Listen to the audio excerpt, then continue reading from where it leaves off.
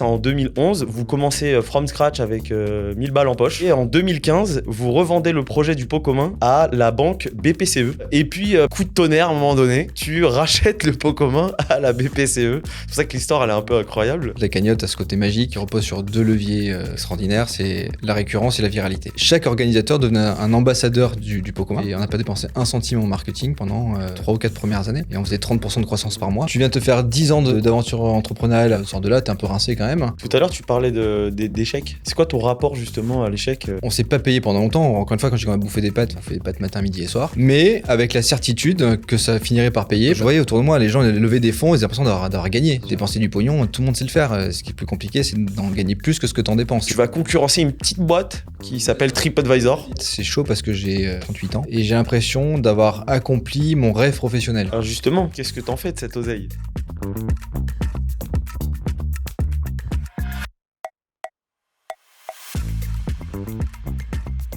Le podcast Multi est soutenu par Pennylane, le seul outil qui réunit vos finances, votre compta et votre compte professionnel. Multi est également soutenu par HubSpot, la plateforme qui allie puissance et simplicité pour connecter vos données, vos équipes et vos clients afin d'accélérer votre croissance. Pour profiter d'offres exceptionnelles de nos partenaires, abonnez-vous à notre newsletter.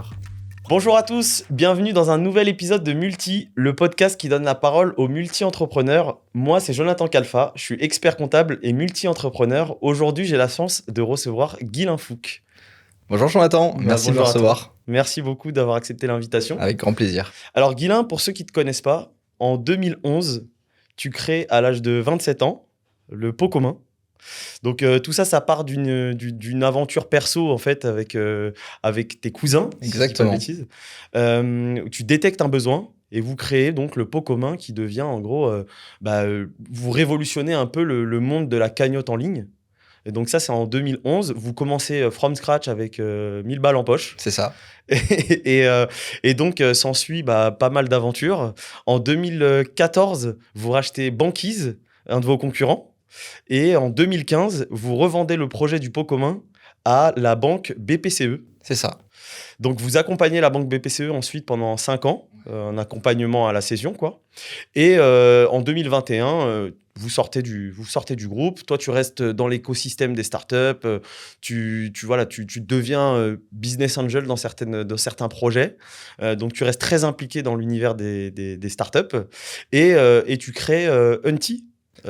Qui est donc une agence. C'est ça. Où tu vas retravailler avec la BPCE du coup sur le pôle B2B du pot commun. Exactement.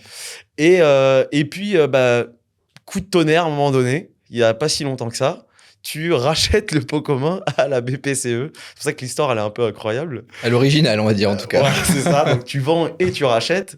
Bon, on parlera aussi un petit peu des valeurs, même tu diras ce que tu peux dire, mais bon, visiblement, tu as racheté beaucoup moins cher que oui, heureusement. ce que tu avais vendu. Et du coup, donc ça, c'était en 2021, je crois. Ouais, exactement. Ça, voilà. Et parallèlement à ça, tu as aussi créé, donc toujours une histoire de famille, puisque là, c'est avec ton épouse. Exactement. Un projet. Tu vas concurrencer une petite boîte qui s'appelle TripAdvisor. Toute petite. Voilà. Et donc là, c'est Pick My Trip, c'est ça? Exactement. C'est ça, exactement. Et donc tu vas nous parler de toutes ces histoires. Voilà. Allez. On est parti pour un long podcast. Parfait. Alors, Guylain, est-ce que tu peux quand même te présenter, même si je l'ai fait succinctement, ouais. peut-être rajouter certaines choses? Non, écoute, du coup, je m'appelle Guylain Fouque, j'ai 40 ans, je suis le papa de 2 petits garçons. J'habite à Marseille, Marseille, ma ville chérie, dans laquelle j'ai grandi, dans laquelle je suis né, et que j'ai quitté pendant une petite quinzaine d'années pour vivre à Paris, notamment pour vivre ma merveilleuse aventure entrepreneuriale avec mes 2 cousins chéris. Du coup, comme tu l'as expliqué, effectivement, on est en 2011. Alors moi, je me prédestinais à une carrière dans le marketing produit grande conso. Donc j'ai fait mes stages par exemple chez Cadbury, chez Nestlé Purina, les croquettes pour chats et pour chiens. J'ai fait après le Petit Navire, le thon en boîte, et j'ai enfin décroché mon premier CDI chez Lustucru en tant que chef de produit cuisson pâte sèche. Et du coup voilà, je me prédestinais à travailler comme ça. J'ai toujours eu beaucoup d'intérêt pour le marketing, pour la grande consommation. Ça me fascinait de me dire tiens, il y a un rayon avec 2000 produits, comment on va faire en sorte que les gens ont envie de prendre ton produit produit dans le rayon et pas un autre. Donc voilà, la concurrence, tout ça, c'est vraiment des choses qui m'ont toujours passionné. Par contre, t'étais vraiment t'étais en mode salariat. Un mode salariat, pas du tout tech, même pas du tout geek, quoi. Enfin, vraiment, c'était pas forcément un univers par lequel j'étais attiré particulièrement. Mais par contre, toujours eu envie de monter des boîtes. Puis que j'ai 12 ans, je pense que c'était le seul gamin de 12 ans qui attendait le dimanche soir pour regarder Capital sur M6 avec beaucoup de Du coup, ça veut dire que quand toi, tu as pris tes postes là, donc en CDI dans ces boîtes-là, c'était quoi l'idée? C'était de te dire, je me fais un petit CV ou j'accumule de l'expérience pour me lancer plus tard? Écoute, j'ai toujours été fasciné par l'entrepreneuriat, par l'idée, le fait de se dire, d'une idée, t'en crées une boîte dans laquelle, qui te permet de vivre, de te payer un salaire, puis de recruter, de faire vivre d'autres personnes, leur famille, etc. Je trouve ça dingue. Tu pars d'une idée et tu arrives à créer une boîte. Donc, j'ai toujours eu ça en tête. Après, encore faut-il avoir la bonne idée. Mine de rien, c'était quand même pas mal de bosser un petit peu avant aussi pour savoir ce dont j'avais envie, ce dont j'avais pas envie. Typiquement, dans les grands groupes ont plein d'avantages. C'est aussi une façon de continuer ta formation. Par contre, elles ont aussi plein d'inconvénients. Et typiquement, c'est des choses dont je me suis servi après pour savoir, notamment en termes de management, d'organisation d'équipe, ce que j'avais envie de faire et ce que j'avais pas envie de faire. Donc en fait, il n'y avait pas de plan particulier. J'ai commencé à bosser parce que j'ai fini mes études, il fallait y aller. Et puis le jour où il y a eu l'idée du pot commun, c'était une évidence. Et d'ailleurs, typiquement, on a discuté avec Thibaut et Adrien une fois que l'idée était là, qu'on avait commencé à travailler, etc., sur est-ce que finalement on attend que ça marche pour quitter nos boulots ou est-ce qu'on quitte nos boulots pour être sûr que ça marche? Et moi, j'étais vraiment plutôt dans cette école-là de se dire non, on a une idée, on y croit, on quitte tout, on se met à fond. C'est dur sinon de faire. On l'a fait un petit peu. On l'a fait un petit peu pendant les premiers mois et en fait déjà. Pendant ta journée, tu as ton cerveau qui est. T'exécutes moins vite. En fait, t'exécutes moins vite. Des deux côtés. C'est-à-dire, quand t'es au boulot, en fait, t'as ta tête qui est dans ton projet. Donc, tu penses à plein de trucs. Donc, t'es moins concentré sur ton boulot. Et du coup, il te reste plus que quelques heures le soir pour vraiment te mettre sur ton projet. Donc, très vite, on a dit, allez. Et puis, c'est l'avantage d'avoir. Alors, j'avais 25 ans, très exactement, quand on a commencé à bosser sur le pot commun. Et l'avantage, c'est que pas d'enfants, pas de crédit. On a bouffé des pâtes pendant 3 ans, mais aucun problème. On n'est pas plus sorti, on n'est plus parti en vacances. J'ai eu la chance d'avoir ma compagne, qui est toujours ma compagne à mes enfants aujourd'hui, et à l'époque, du coup, qui a fait bouillir la marmite. Et ça, c'est un truc qui est important. Souvent, les entrepreneurs sont sponsorisés par leur compagne ou leurs compagnons au début, et heureusement qu'ils sont là, parce qu'eux, ils vivent l'aventure un peu par procuration, et souvent, ils font bouillir la marmite le temps que ça marche. Donc, je la remercie. T'as bien raison. Voilà, et du coup, c'était donc pour faire simple, du coup, mes 2 cousins, et c'est évidemment un élément hyper important de l'aventure. Donc, nos 3 mamans sont sœurs. On a grandi ensemble, on a fait les 400 coups ensemble, on a passé beaucoup de temps, notamment l'été à la campagne, tous les trois, on est 21 cousins et cousines germains, donc on est grande famille.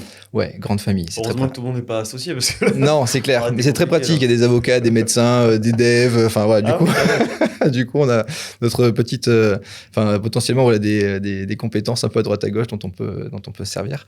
Et du coup, avec Thibaut et Adrien, c'est l'histoire que je raconte, mais qui est vraie et qui est assez marrante, c'est que, en fait, on a commencé finalement notre première aventure entrepreneuriale, on doit avoir 8-10 ans. Parce que quand on était à la campagne en Haute-Loire, dans une petite maison au bord du chemin de Saint-Jacques-de-Compostelle, donc chemin qui est emprunté par des centaines de milliers de personnes chaque année. Et quand on était petits, on les voyait tous passer. Et puis un jour, alors nous, notre délire, c'était de se faire un peu de sous l'été pour acheter des poules, des lapins, etc. Et s'en occuper pendant les vacances. Et un jour, on s'est dit, tiens, pour se gagner un peu d'argent, on va vendre des grenadines et des cafés aux marcheurs qui passent toute la journée devant la maison. Donc, on a installé une petite table, des petites chaises. Et puis, dès qu'ils passaient, on dit, bonjour, est-ce que vous voulez pas boire une petite grenadine, etc. Puis, quand on était petits, les gens, ça les faisait marrer. Donc, ils nous filaient 1 euro pour un café qui souvent ne buvait pas parce qu'il doit être dégueulasse. Mais du coup, on a fait comme ça un peu nos premières armes ensemble là-dessus. Vous avez déjà du B2C, du coup. Exactement. Non, mais c'est vraiment... Et puis, on faisait presque du yield management dans le sens où on augmentait les prix quand il faisait chaud. Et en plus, on était pris une cote, donc les gens arrivaient vraiment éclatés. Donc, on en profitait un petit peu. Stratégique, l'emplacement. Exactement, emplacement parfait. Et bon, voilà, c'est la petite anecdote, mais qui est vrai, on a fait ça plusieurs étés, et à la fin, vraiment, on se faisait quelques centaines de francs à l'époque, hein. Et du coup, ça nous permettait de s'amuser pendant les vacances, Génial. à acheter des pétards, acheter je dirais des lapins, Mais du coup, dans ta famille, il y avait des exemples d'entrepreneurs? zéro. Pas du tout. Pas un entrepreneur dans la famille, ni proche, mes parents, pas du tout, ni les oncles, les tantes, enfin non. C'est fou d'avoir ce truc-là de. Ouais, écoute, de- je ne saurais pas te l'expliquer. C'est clair que j'ai aucun exemple autour de moi d'entrepreneuriat. Va savoir pourquoi, ça m'a toujours fasciné. Encore une fois. Après, je suis quelqu'un d'assez créatif, c'est-à-dire que j'ai toujours des idées. Alors, la plupart sont pourries, mais j'ai toujours, même depuis petit, dire tiens, il se passe ça, est-ce qu'il n'y a pas un truc à améliorer, ou est-ce qu'on peut faire comme ça. Enfin, voilà, c'est vraiment un réflexe que j'ai eu toujours et que j'ai encore aujourd'hui. Et du coup, ouais, j'ai ça en moi. Ça s'explique pas. Et c'est vrai que du coup, dès que l'opportunité s'est présentée, j'ai pas réfléchi Et du on a coup, foncé. quand en 2011, vous détectez ce besoin-là de la cagnotte en ligne, comment ça se passe? C'est quoi le chemin de réflexion? Comment tu arrives à partir sur ce marché-là qui existe quasiment pas, en fait, à ce Ouais, moment-là? en fait, ça existe pas. Par contre, moi, j'ai entendu toute ma vie mes parents dire il faut qu'on fasse le chèque pour l'anniversaire de Martine. Ah, il faut qu'on fasse le chèque pour le week-end vélo avec les copains, etc. Mais donc, voilà, j'ai eu cette petite musique de il faut qu'on fasse des chèques pour participer à tel ou tel événement. Et quand en 2011, c'est Thibaut qui avait organisé, enfin, on voulait organiser un cadeau pour ma grand-mère. Du coup, on est 21 cousins, donc c'est un peu une orga. L'enfer, ouais. Et on s'est dit, putain, c'est quand même fou que ce soit autant une année. Et en 2011, il faut se rappeler, FinTech, ça n'existe pas. Le terme FinTech n'existe pas. Les banques, enfin, en gros, ton alternative, c'est soit l'enveloppe avec les chèques, les pièces, les mecs qui te disent, je te filerai 20 balles à la soirée, etc. Soit les virements. Et les virements, on est encore une fois 15 ans en arrière. Pour faire un virement, c'était le parcours du combattant. Oui, parce que les gens pensent peut-être aujourd'hui que c'est facile, Bah oui. mais c'est vrai qu'à l'époque, T'as c'était une horreur. t'as aucune appli qui permet de te filer de l'argent entre particuliers, de le collecter, etc. Donc, généralement, l'organisateur, il met de sa poche, c'est-à-dire qu'il fait l'avance, il achète le cadeau, généralement, il organise la soirée, et en plus, après, il passe son temps à dire aux copains, et si tu peux penser à me filer 20 balles, parce que 20 balles, une fois, ok, mais 20 balles 10 fois, ça commence à faire 200 €. L'organisateur, il est sympa, mais à un moment, il faut bien que ceux qui ont promis de donner de l'argent le fassent. Donc l'organisateur a vraiment un rôle pourri, et du coup on s'est dit il faut absolument qu'on vienne simplifier ça. Et le moment où on se dit ça, vraiment, tu sais, tilt, je me dis, en fait j'en dors pas de la nuit. Je me dis mais, ça paraissait évident, je me dis mais combien il y a d'occasions tous les jours de récolter de l'argent pour les anniversaires, pour des pots de départ, pour des pendaisons de crémaillère. J'ai été en coloc avant, tu as des problématiques aussi de mise en commun d'argent dans les colocs, etc. Donc on se dit mais en fait il y a des millions d'occasions chaque année. Déjà, tu prends les anniversaires. A priori, il y a un anniversaire par personne tous les ans. Les pots de départ, il y en a un paquet. Les naissances, les mariages. En vrai, pour tous les événements, parce que même, moi, je vois l'autre fois, j'ai organisé une sortie, un spectacle avec des potes et tout. Bah, tu veux prendre les places. C'est la même personne pour avoir les places à côté. Ouais, exactement. Du coup, forcément, tu dois répartir aussi, quoi. Donc, on se dit, il y a une situation, il y a un besoin qui est évident. Les solutions existantes, elles sont archaïques. Hein. Donc, avec un peu de digital, en fait, et d'ailleurs, heureusement et très naïvement, encore une fois, on n'était pas du tout de cet univers-là. Enfin, tu vois, l'univers bancaire, etc. Et d'ailleurs, on n'avait pas du tout conscience à ce moment-là qu'on rentrait, qu'on mettait un pied dans un univers bancaire réglementé, etc. Et en fait, heureusement. Si j'aime bien la petite phrase. Que ça t'aurait mis une barrière tout de suite de. En vrai, si on avait su tout ce qu'il fallait faire ou tout ce qu'il allait falloir faire pour être en conformité, etc., peut-être qu'on se dit, en fait, c'est pas si simple. Nous, on s'est dit, ok, trop simple. Tu crée un site, il y a un mec qui est organisateur qui clique sur créer une cagnotte, il met anniversaire Thibaut et il invite tous ses potes à participer. Les gens payent par carte, il récolte sur son compte bancaire. Merci, au revoir. Ouais. Donc, ça représente bien la phrase que j'aime beaucoup. Il ne sait pas que c'est impossible, donc ils l'ont fait. C'est un peu ça, quoi. Un peu la naïveté a fait que du coup, on a avancé. Donc, là, le premier truc qu'on fait, c'est qu'on prend notre téléphone, on appelle Adrien, donc cousin germain, qui lui est développeur. Il avait une école d'ingénieur et voilà, c'est le geek de la bande. Quand on était petit, il avait développé sur l'ordi de son père des jeux de serpents, on pouvait jouer à 6 dessus. Enfin, voilà, c'était vraiment. Donc on l'appelle tout de suite. Il est chaud. Adrien, ce qui est cool, c'est qu'il est toujours chaud pour tout. Donc en gros, on embarque Adrien et là on se dit concrètement, il faut qu'on ponde un espèce de schéma. Donc, il n'y avait pas Figma, il n'y avait pas tous les outils qu'on a aujourd'hui. Donc, je prends mon bon vieux PowerPoint et là, je me fais les maquettes. je passe des nuits entières à faire toutes les maquettes du site. Et ce qui est marrant, c'est qu'aujourd'hui, finalement, alors heureusement, le design est un peu meilleur, mais l'ergonomie, finalement, elle n'a pas tant changé que ça. Donc, on a fait un truc vraiment hyper simple. Adrien a commencé à développer, à coder. Ce qu'on faisait régulièrement, c'est qu'on faisait tester à nos mamans, en disant, voilà, tu vois, finalement, nos mères, c'était un peu des utilisatrices lambda, entre guillemets, qui n'étaient pas forcément... c'est la cible. Hein. Ouais, exactement. Et puis, en disant, voilà, si nos mamans arrivent à créer la cagnotte, inviter, enfin, faire tout le parcours, et en plus, j'ai une maman qui est assez... strict, en tout cas voilà, elle aime que ce soit carré, que ça fonctionne, et elle a souvent des questions très pertinentes, donc on a vraiment intégré leurs remarques au fur et à mesure, et puis on a fini par avoir une plateforme qui fonctionnelle. Donc là, octobre 2011, on appuie sur le bouton et on lance la cagnotte en ligne dans sa version originale. Mais du coup, c'est pour ça que malgré le fait de ne pas avoir des fonds, parce que vous avez démarré avec 1000 euros en poche, quoi. C'est ça. C'est parce que justement il y a cette dimension famille. Bien sûr. Où avec cette complémentarité, un développeur, exactement. les bêta-testeurs qui sont non, c'est ça, c'est les mamans. On a vraiment tout fait. Chez moi, donc, je me suis formé sur Photoshop, c'est-à-dire que je m'étais téléchargé une formation Photoshop, donc j'ai fait les maquettes sur Photoshop. Adrien a codé, Thibaut travaillait avec moi sur le produit et gérait un peu tout ce qui était finance, administration. Et effectivement, du coup, et même la levée de fonds, enfin, moi, c'est des notions qui m'étaient complètement étrangères. Oui, bien sûr. Puis même déjà à l'époque, moi j'étais dans un état d'esprit de se dire, mais en fait, on n'a pas forcément besoin, parce qu'avec nos petits bras musclés, pour l'instant, on s'en sort. Et puis en fait, moi j'ai du mal intellectuellement à comprendre l'idée de dire, je vais chercher de l'argent, je vais me mettre des frais fixes énormes avant d'avoir commencé à faire le premier chiffre d'affaires. Et après, un peu cette crainte finalement de se dire, mais que ce soit une fuite en avant et qu'on soit toujours en train de chercher de l'argent, parce que finalement on mettait en place des choses qui coûtaient, et avec des résultats qui étaient encore faibles, parce il faut rappeler qu'on est sur un business de volume, hein, sur lequel on prend une petite commission. Du coup, avant de vraiment gagner ta vie, il faut commencer à faire beaucoup de volume. Tu vas nous l'expliquer après, on va parler du business model. Mais du coup, voilà, en gros, on est en octobre, on a développé le truc entre nous, on a fait tester nos mamans, on appuie sur le bouton et puis ça part de là, quoi. Et du coup, sur un marché comme le B2C, bon, du coup, que tu connaissais déjà un peu parce que par tes emplois précédents, comment tu fais avec des moyens financiers faibles pour aller chercher de l'attraction au tout début? Alors ça, c'est vraiment la magie de la cagnotte en ligne. D'ailleurs, on y reviendra peut-être, mais c'est pour ça que beaucoup d'acteurs ont fait de la cagnotte en ligne après. Parce qu'en fait, la cagnotte a ce côté magique qui repose sur deux leviers, c'est des mots extraordinaires, c'est la récurrence et la viralité. Alors, évidemment, la récurrence et la vérité fonctionnent quand tu as un service ou un produit avec une expérience client irréprochable. Parce que tu peux avoir un service qui génère automatiquement de la récurrence, mais si le service n'est pas bon, à la fin, tu n'auras pas de récurrence, tu n'auras pas de vérité. Comme on avait un site dont l'expérience était à peu près bonne, et il y a notamment un aspect qui est hyper important, c'est le service client. Moi, j'étais un psychopathe de la relation client. Quand il y a 15 ans, rappelle-toi, quand tu devais appeler Free, quand tu devais appeler ton prestataire, c'était, je pétais des plombs, mais systématiquement, je dis, mais comment ces mecs-là traitent aussi mal les gens qui sont leurs clients, qui ont soit des questions, soit des problèmes. Et je comprenais pas pour moi, c'était un non-sens. Je dis, putain, au contraire, ces mecs-là, c'est de l'or. Il faut les écouter, il faut les choyer, il faut les comprendre. Et du coup, c'est un truc que j'ai fait pendant les 2 ou 3 premières années, c'est-à-dire que je faisais le SAV, donc téléphone et mail, ce qui permettait en fait d'avoir du feedback en permanence et du coup d'optimiser.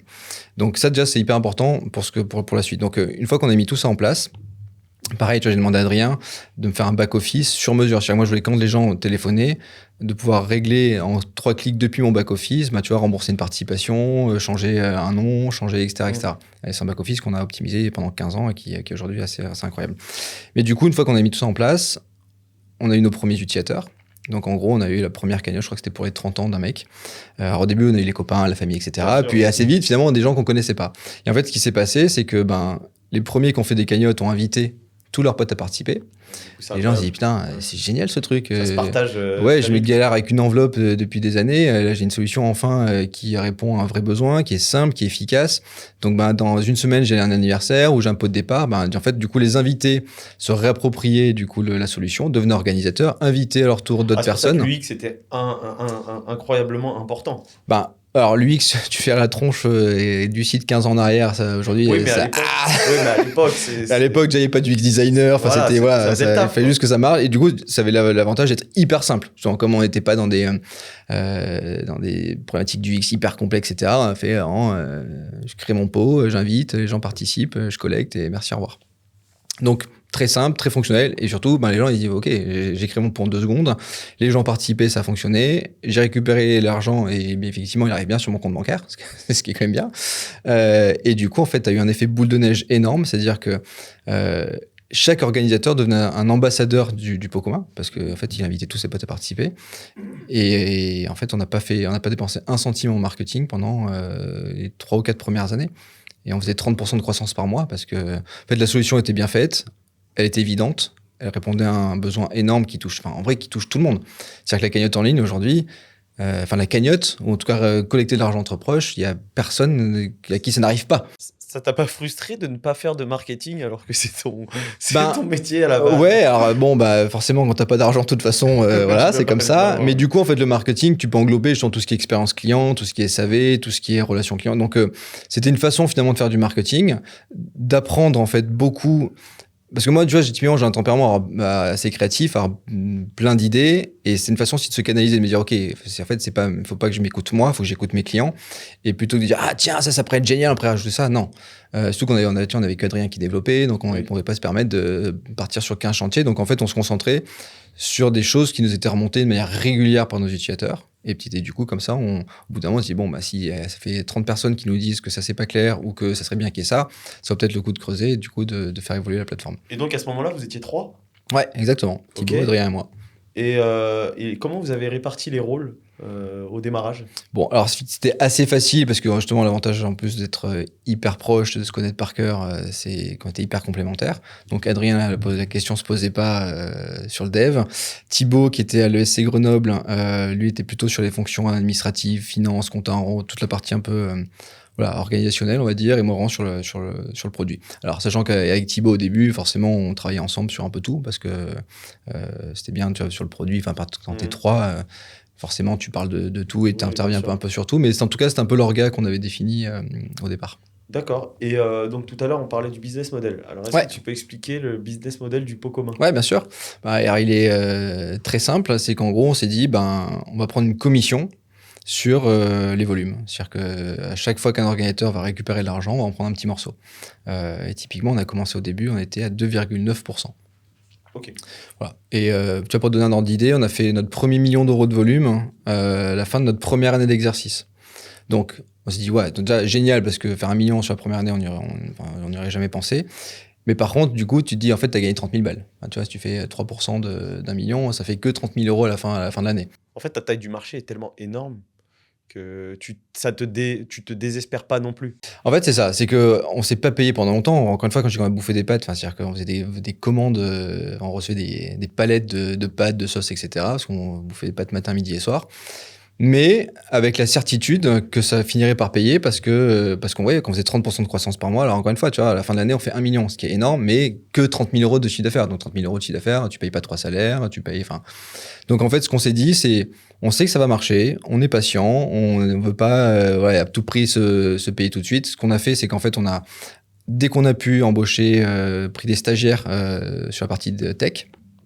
Donc on a pris 2 personnes sur la partie tech, donc ils sont venus épauler Adrien, parce que du coup en fait au bout d'1 an on commence à avoir quand même pas mal d'idées, de trucs à améliorer, etc. Donc on s'est dit ok, faut investir. Ouais, faut investir, pas pour nous, mais vraiment pour aller chercher de la compétence et pour pouvoir aller plus vite sur tous les développements qu'on avait envie de faire. Donc c'est ce qu'on a fait, et en fait on a commencé à se payer, je pense au bout de la 3e année. Donc c'était un petit peu long, mais en fait à partir du moment où tu vois que ça fonctionne, que tous les mois t'exploses le mois précédent, voilà, tu sais que c'est juste une question de temps pour pouvoir te rémunérer. Tu te serres la ceinture pendant un moment. Ouais, exactement. Puis encore une fois, tu vois, ça, à 25 ans, tu vois, donc pas de sujet.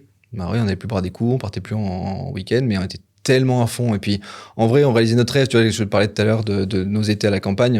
De chaque été, on partait en pleurant, en se jurant qu'un jour, on travaillerait ensemble. Et en fait, c'était un peu notre rêve qui se réalisait. Et du coup, si tu veux, pas se payer, manger des pâtes, c'était pas un sujet, quoi. Au contraire, c'était une période extraordinaire. Et du coup, au début, tu étais à 2,9%. Ouais. Et ensuite, ça a évolué? Ouais, ça a évolué parce que déjà, du coup, on s'est quand même assez vite rendu compte que ce qu'on faisait était un peu réglementé. Parce qu'en fait, on faisait l'encaissement pour le compte de tiers. Oui, bah oui. L'idée, donc, c'est qu'on puisse pas se barrer. Donc à ce moment-là, il n'y avait aucune conformité. Alors, si, mais pas chez nous. Oui, je parle de vous. Oui. C'est-à-dire, nous, en fait, tout bêtement, on s'est dit, bon, bah, on va ouvrir un compte bancaire pour la boîte. On va prendre nos commissions et un compte bancaire sur lequel on va venir centraliser tous les paiements qui sont faits dans toutes les cagnottes. On a fait le tour de toutes les banques de la place, qui nous ont gentiment dit d'aller jouer ailleurs. En gros, ils voyaient pas trop le truc et ils disaient non. Et c'est la Société Générale qui a dit bah si, c'est marrant votre truc, ok, vas-y, nous on vous accompagne, pas de souci, on vous ouvre vos 2 comptes. Et du coup, ce qui fait que pendant quand même longtemps, pendant presque une bonne année et demie, tous les matins, on faisait à la main les virements des cagnottes qui avaient été demandé à être collectées. C'est-à-dire qu'on se connectait sur notre interface, comme tu le fais sur ta banque aujourd'hui, on crée un nouveau virement, donc on mettait le RIB qui avait été enregistré par un de nos utilisateurs, on mettait le montant et on validait. Et donc au début, tu en avais 2 par jour, 3 par jour, puis 10, puis 20, puis 50. Et d'ailleurs, c'est un truc qu'on s'est tout de suite dit, c'est le jour où ça sera chiant, ça sera une bonne nouvelle. C'est-à-dire que tu commences à avoir 300 virements à faire tous les matins, c'est que ça marche et tant mieux. Mais du coup, voilà, au début, on fonctionnait comme ça. On avait fini un jour par nous parler de l'ACPR, donc qui est l'autorité qui régule tout ça. Alors moi, l'ACPR, pour moi, c'était un club de foot. Enfin, tu vois, je me suis dit, c'est qui leur attaquant? Enfin, vraiment, tu vois, c'était des trucs que je connaissais pas du tout. Donc, on se rend compte que, en fait, il faut un peu qu'on se renseigne. On leur envoie un peu un mail naïvement, dire oui, bonjour l'ACPR. Nous c'est le pot commun. Il paraît que on est sur une activité réglementée. Qu'est-ce qu'il faut qu'on fasse? Et bon, ils ont mis un petit peu de temps à nous répondre, ce qui a permis de commencer un peu comme ça, un peu à l'arrache, mais de manière intelligente, parce que c'était quand même organisé et carré. Et donc, on est reçu par la CPR qui nous explique gentiment que, ouais, effectivement, il va falloir qu'on se mette quand même en conformité. Donc, en fait, à cette époque, soit tu allais chercher ton agrément, mais encore une fois, il y a 15 ans, à chercher un agrément d'émetteur de monnaie électronique ou d'établissement de paiement, c'était mission impossible et puis démesuré par rapport à notre taille. Ou alors, t'adosser auprès d'un établissement lui-même agréé. Et là, à l'époque, il y en avait 2. T'as Lemonway et S-Money. Donc, on va les voir tous les deux. On finit par bosser avec Lemonway dans un premier temps. Donc là, voilà, on fait les branchements, on se plug sur Lemonway. Du coup, on est en conformité parce que Lemonway agréé par la CPR. Du coup, ils prennent une commission sur la transaction. Alors, sachant que la SOG prenait déjà une commission. D'ailleurs, à l'époque, c'était très marrant. C'était un des contrats de vente à distance. Tu vois, ça s'appelait comme ça, la SOG. Du coup, on passe chez Lemonway. Évidemment, ils prennent une commission qui est pas neutre, parce qu'encore une fois, on est sur un beau modèle, nous on prend 2,9%, donc chaque point que tu donnes à ton prestataire de paiement, c'est une vraie charge. Mais bon, avec ça, après, indispensable pour exercer correctement ton métier, donc tu le fais. Et donc on se met en ordre de marche, on est carré, et puis on continue à se développer, les volumes continuent à s'accroître. Et puis voilà, on commence. Tu vois, des erreurs qu'on fait un peu au début, c'est que on est assez vite sollicité, tu vois, par des étudiants qui nous disent « Ah, mais votre truc, c'est génial, mais nous, on est des BDE, il faudrait qu'on puisse définir plusieurs prix. » Nous, le pot commun, en gros, tu n'avais pas de prix, chacun mettait ce qu'il voulait. Donc, je dis « Ah ouais, putain, c'est pas con, le marché étudiant, c'est vrai que toutes les soirées, machin, on pourrait créer en fait une espèce de cagnotte qui serait un peu une billetterie, finalement, où l'organisateur pourrait dire « t'as un prix adhérent, un prix non adhérent, du coup, avec 2 prix. » Donc, on se lance un peu dans ce truc de la billetterie. Donc, on y passe du temps, etc. En fait, on se rend compte que bosser avec les BDE, c'est un enfer parce que les mecs, tous les 6 mois, ça change. Puis, c'est des étudiants, donc ils sont pas hyper réactifs, etc. Donc, tu vois, on fait un peu ces erreurs de se dire, à saisir un peu la moindre opportunité. Il y a un site qui nous branche, un site qui fait de l'enterrement de vie de garçon et de jeune fille, qui nous dit, ah, mais nous, on aimerait bien internaliser un système de paiement à plusieurs pour justement les EVG, etc. Je dis, bah ouais, carrément, génial. Comment ça s'appelait ce site? Alors, c'est pas Crazy EVG, mais c'était un de leurs concurrents de Je demandais ça justement, parce que je les connais très bien. C'est pour ça. Crazy EVG? Non, c'était pas eux, mais c'était une solution concurrente qui marchait très bien aussi. Et mais du coup, tu vois, on se dit, ouais, c'est génial, des gens qui nous contactent pour bosser avec eux. Et en fait, c'est une vraie erreur, tu vois, de vouloir aller sur plein de trucs différents. En fait, il fallait qu'on se défocus Ouais, exactement. Du projet. Okay. Donc après voilà, on apprenait en marchant, donc c'était intéressant. Mais voilà, pendant toutes ces années, le truc fonctionne bien. Il y a un jour quand même où on a bien flippé, c'est le jour où justement Lemonway nous appelle pour nous dire les gars, désolé, à midi on coupe les flux, En gros, ils avaient un client un peu foireux qui avait pas été, enfin, je crois qu'il était dans le contenu adulte. La banque qui est sponsor de Lemonway leur a dit, les gars, ça c'est carton rouge, on coupe vos flux. Ciao. Et du coup, tous les clients Lemonway, ciao. Donc le mec nous appelle, dire les gars, à midi, il n'y a plus de flux. On se dit, oh putain, comment ça, il n'y a plus de flux, etc. Donc Adrien, heureusement, avait gardé un peu tous ses tuyaux à la Société Générale. Donc on débranche en catastrophe nos tuyaux de chez Lemonway, on les replug à la Sogé, sauf que là, du coup, avec beaucoup plus de volume, beaucoup plus de virements, etc. On se dit, il est temps de trouver une solution. Et Adrien nous fait ça en un temps record, ce qui fait qu'il n'y a eu aucune dépression. C'est-à-dire qu'en quelques heures, il a débranché Lemonway, rebranché Société Générale, et nos clients ont rien vu. Mais nous, je peux te dire qu'on a eu une bonne goutte parce que c'est toujours. En fait, c'est pareil, on revient à l'expérience client. C'est-à-dire que tous les gars qui avaient créé des cagnottes, si ceux qui voulaient participer ne pouvaient pas le faire, ou ils ne pouvaient pas récupérer leur argent, tu vois, en termes de. Tu les perds, les clients. Tu les perds, et puis tu te fais une image un peu pourrie, etc. Donc, et ça a toujours été un peu la difficulté de notre métier, c'est que on a toujours un intermédiaire ultra clé qui est notre prestataire de paiement, et si lui te fait défaut, tu peux avoir la meilleure expérience client, donc tu es hyper dépendant. Et du coup, au bout de 3 ans, c'est là où vous commencez à vous payer, c'est ça, hein? Ouais, exactement. Et c'était quoi les métriques à ce moment-là? Au bout de 3 ans, on doit faire une bonne dizaine de millions d'euros de volume.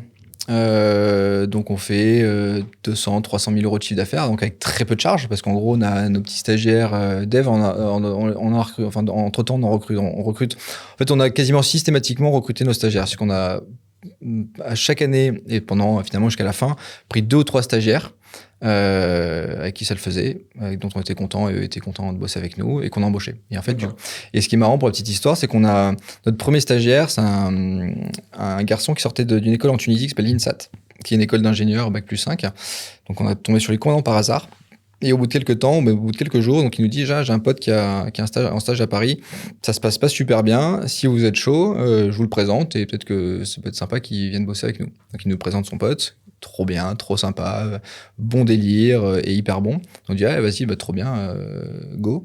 Et en fait, on a pendant 15 ans recruté systématiquement 3 mecs de l'INSAT, donc c'est de cette école-là, qu'on embauchait après. Ce qui fait on avait en gros toute notre équipe dev, sont tunisiens. Donc il y a une vraie culture tunisienne au bureau pendant des années, c'était très marrant. Et surtout, du coup, c'est les anciens stagiaires qui recrutaient les leurs, et etc., etc. Et donc on s'est fait une équipe comme ça. Et ce qui était génial, c'est qu'à la fin, on avait une vraie notoriété auprès de cette école. C'est-à-dire qu'en gros, les meilleurs de l'école postuler pour venir bosser chez nous, et on n'a jamais eu le moindre problème pour recruter du coup des techs, ce qui est souvent un peu le nerf de la guerre. Moi, tous les jours je reçois des mails de boîtes qui disent, vous avez sûrement comme tout le monde des problèmes de recruter des techs. Et je dis non, nous pour le coup c'est pas un problème qu'on a, parce qu'on a une filiale de recrutement géniale, et ça c'était un vrai plus, parce que tes devs c'est quand même et du coup entre la première année où tu fais 1 million de volume et la troisième où tu en fais 10 millions, est-ce que tu as des hacks là sur de l'acquisition que vous avez pu faire, ou c'est vraiment que même après c'était encore que du bouche à oreille? Non, alors tu vois, on a fait des trucs rigolos, c'est-à-dire qu'on a sponsorisé pendant plusieurs mois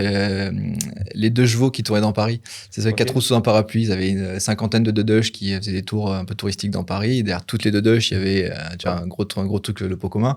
Et tu vois, c'était ça, quoi. Donc, c'était pas des trucs révolutionnaires, ou c'était juste qu'on essayait de faire un peu d'image, un peu de notoriété, mais en vrai, non, c'est viralité, récurrence. D'accord. Et du coup, après, il y a Lydia qui arrive sur le marché. Alors, bien après. Non, si, ils arrivent pas 2 ans après? 2 ans après 2011, tu veux dire, ou c'est pas 2013-2014, Lydia? Alors, je ne saurais pas te dire, je t'avoue. Mais alors, nous, pour le coup, on a commencé vraiment à les voir émerger plutôt un peu plus tard, après avoir été rachetés. Mais ce qui est sûr, c'est que par contre, nous, il y avait Litchi quand même en face de nous, et qui, eux, pour le coup, ont levé assez vite beaucoup d'argent. Ils ont levé 4 millions, je crois. Ouais, exactement. Ouais. 4 ou 5 millions, pendant que nous, on avait rien. Alors, nous, on a quand même fini par lever 200 000 euros. On a un peu cédé aux sirènes de la levée de fonds, puis en se disant c'est quand même un matelas confortable, et puis c'est un truc qu'on m'a toujours dit, c'est quand il y a de l'argent à prendre, faut le prendre. Donc, et puis surtout, on avait des profils de business angel qui étaient vraiment top. Donc au-delà des 200 000 euros qui en vrai nous ont pas servi à grand chose, parce que on revend moins de 2 ans après avec toujours ces 200 000 euros sur notre compte. Mais par contre, on a eu des super business angels qui ont été de bons conseils, notamment pour la session, etc. Donc c'est un truc que je regrette absolument. Vous les avez trouvés comment, ces investisseurs? Alors, j'ai été mis en contact, moi, par un copain, avec un mec que j'aime beaucoup, qui s'appelle Quentin Jacomet, qui bossait chez Turen Capital à l'époque. Donc on va voir Quentin avec notre petit PowerPoint pour lui expliquer un peu ce qu'on fait. Il trouve ça génial. Il nous branche avec quelqu'un qui connaît qui s'appelle David Botvinnik, qui était le fondateur de Fianet. Je sais pas si ça te parle, Fianet. C'est un système de scoring pour les sites marchands, pour tous ceux qui font du paiement plusieurs fois. En gros, pour t'assurer que les gens à qui t'accordent le paiement plusieurs fois, a priori, sont capables d'honorer leur paiement. Donc il a revendu ça. Et Alexandre Bataille, fondateur de mondalbumphoto.fr. Okay. Donc que des entrepreneurs avec des super profils sympas et du coup, voilà, je crois qu'on fait notre levée de fonds en 2013, il me semble. Et mais bon, voilà. Donc en parallèle de ça, Litchi commence à avancer à grands pas, font de l'affichage dans le métro. Enfin voilà, on sent que ça s'énerve un peu. Comment tu le vis ça à ce moment-là? Quand toi t'es là, t'as levé 200 000. C'est la même année que vous, je crois. Ils ont levé avant. En fait, ils ont levé un peu tout le temps parce que, contrairement à nous, ils n'avaient pas de la tech en interne, donc ils ont eu besoin, comme beaucoup, de lever de l'argent pour avoir de la tech, etc. Donc, on le vit pas mal. On se dit que, par contre, qu'il faut qu'on soit bon au référencement. Donc ça, c'est une étape assez importante, c'est que j'ai mon ancien beau-frère, c'est-à-dire quand j'avais 15 ans, je sortais avec une fille dont le grand frère, Thomas, était devenu un peu un copain. Et c'est un mec que j'aimais beaucoup. Et un jour, il m'envoie un message sur Facebook, il me dit « Ah, le pot commun, c'est un truc de ouf, ça fait longtemps que j'ai pas eu une aussi bonne idée, etc. » Il dit « Par contre, vous êtes des buses en référencement. Je monte à Paris, je vous explique ce que c'est que le référencement. » Mais c'est vrai que je t'avoue que moi, AdWords, SEO, etc., pareil, c'était des notions très abstraites. Donc, il prend un billet de train, il vient à Paris et il nous fait un exposé pendant 4 heures de ce que c'est que le référencement, il nous montre à quel point on est nul et il nous montre surtout, si on le travaille un petit peu, ce que ça peut faire. Et en gros, on embarque Thomas avec nous, c'est-à-dire qu'on lui file des pourcents de la boîte et il gère, et d'ailleurs il va gérer pendant 15 ans tout le SEO. Et assez rapidement, on est premier sur anniversaire, pot de départ, pendaison de crémaillère, cadeau commun, etc., etc. Et en fait, pendant très longtemps, Litchi a beaucoup communiqué. Donc en fait, a un peu évangélisé le principe même de la cagnotte en ligne. Litchi, alors maintenant, c'est plus un problème, mais pendant longtemps, les gens auraient du mal à retenir le nom, mal à l'orthographier, et en fait, ils allaient taper cagnotte en ligne ou pot commun. Et nous, étant très bien référencés, en fait, on a clairement bénéficié de ce travail de com que faisait notre concurrent. Merci les gars. Ouais, et du coup, nous, on s'est calé derrière eux en étant un peu malin, et en fait, on a aussi récolté les fruits de ce travail d'évangélisation. Il y avait Litchi, qu'on avait identifié. Assez vite, il y a Banquise aussi, qui émerge. D'ailleurs, la petite anecdote aussi assez marrante. Donc, évidemment, Banquise sort, je défonce le site. Je fais les parcours, je regarde comment ça fonctionne, comme n'importe qui. Quoi. Et bizarrement, ils ont la mauvaise idée de nous mettre en demeure pour concurrence parasitaire. C'est-à-dire qu'en gros, les gars avaient noté tout le temps que j'avais passé sur leur site, à dire, voilà, en gros, il est sur notre site, etc. Et ceux qu'on a répondu, oui, effectivement, oui. J'ai passé des heures et des heures sur... ma concurrence, quoi. Oui, comme quand j'étais chef de produit chez Purina, j'avais toutes les croquettes des concurrents sur mon bureau, parce que, oui, c'est un peu le principe, c'est que tu regardes ce que fait tes concurrents. Donc, évidemment, ça s'arrête là, mais un peu les nerfs, tu vois, quand même dire... Un jour, ils le paieront. Et effectivement, quelques années plus tard, on reçoit un petit mail de Banquise qui dit « salut, bon, ça fait quelques années qu'on évolue sur le même marché, ce serait sympa de se rencontrer. » Et en fait, ils étaient un peu en galère. Ils avaient fait faire leur site. Donc pareil, ça c'est un conseil que moi je donne depuis des années à tous les entrepreneurs qui ont des projets web en tout cas. C'est trouve-toi un bon CTO et internalise dès que possible la tech, parce que la tech c'est ta vie. Et si tu payes une agence pour te faire ton site et qu'ensuite à chaque fois tu vas avoir changé une virgule, excusez-moi de vous déranger, est-ce qu'on pourrait faire un petit option, attendez, je regarde dans le planning, alors ça va coûter tant. En fait, c'est pas possible. Donc eux, ils étaient dans ce schéma-là, ils avaient levé des fonds aussi. Et après, ils avaient une carrière dans la banque, donc je pense qu'ils gagnaient assez bien leur vie. Donc là, se faire du SAV et manger des pâtes, je pense que ça les a saoulés beaucoup plus vite que nous. Et du coup, en fait, on s'est retrouvés à les racheter. C'est 2013-2014. Tu peux nous dire pour combien ? Ouais, alors c'était en plusieurs trucs, mais c'était quelques milliers d'euros. C'était vraiment. Ah ouais, d'accord. C'était vraiment donc ils voulaient simplement se libérer de ce. Ouais, exactement. Et puis nous, un peu par ego, et aussi en se disant voilà, c'était aussi un effet de com, je veux se dire, parce qu'en vrai, ils n'avaient pas beaucoup d'utilisateurs, mais ils disent c'est cool, tu vois, le Pokoma rachète Banquise, très bien. Donc on fait ça, on avance. Important, donc les Monouets nous dégagent, on se rebranche à la Société Générale, mais évidemment c'était temporaire. Et là, du coup, on repense à S-Money, qui était des quelques acteurs qui étaient agréés. On va les voir. Donc, il s'avère que c'est en fait une boîte créée de toutes pièces par le groupe Banque Populaire Caisse d'Épargne. Ils avaient pris quelques gars à eux. Et en fait, S-Money, au départ, c'est Lydia, pour le coup. C'est une solution de peer-to-peer où tu te rembourses entre potes. Sauf qu'encore une fois, c'était il y a plus de 10 ans et que c'était un peu trop tôt sur le marché.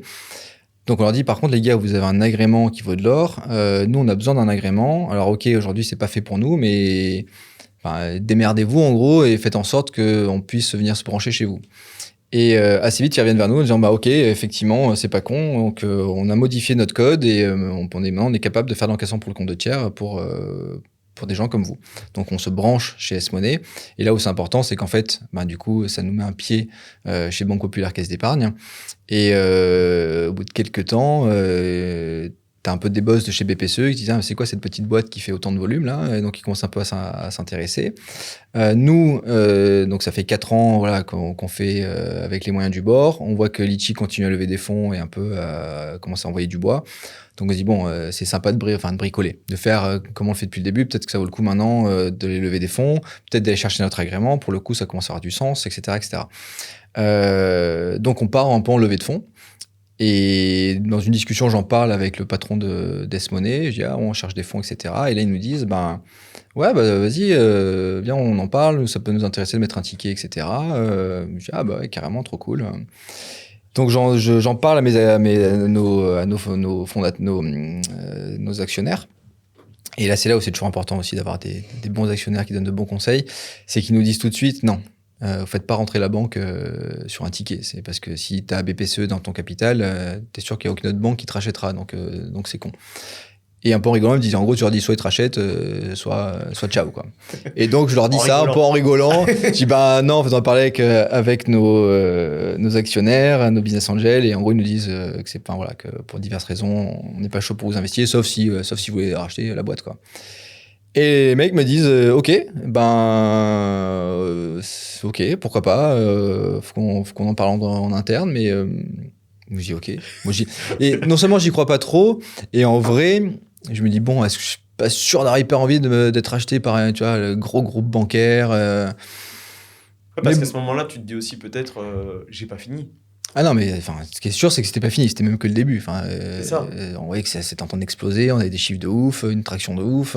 Encore une fois, on était rentable, c'est-à-dire qu'on dépensait pas plus. Et nous, c'était vraiment notre truc, on n'a jamais voulu dépenser un centime de plus ce qu'on gagnait. Encore une fois, c'était vraiment peut-être un peu l'ancienne, tu vois. Surtout, le contexte de l'époque, c'était plutôt on va lever des fonds. Tout le monde ne jurait que par les levées de fonds. J'ai une anecdote quand on a vendu le pot commun. Je reviendrai sur l'histoire de la vente, mais quand on vend le pot commun, on me met en contact avec les gens du Galion. Et trop cool, tu vois, le Galion, génial, avec tous les meilleurs entrepreneurs de France. C'est trop cool, ils vont faire du kite au Brésil, etc. Donc, trop chaud. Et donc, je discute avec Agathe, qui m'entend très bien. Et donc, je dis, carrément, ça m'intéresse.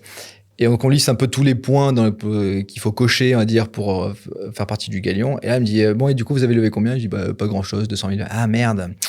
Non, du coup, ça peut pas le faire. Pour intégrer le Galion, il va falloir lever au moins 5 millions.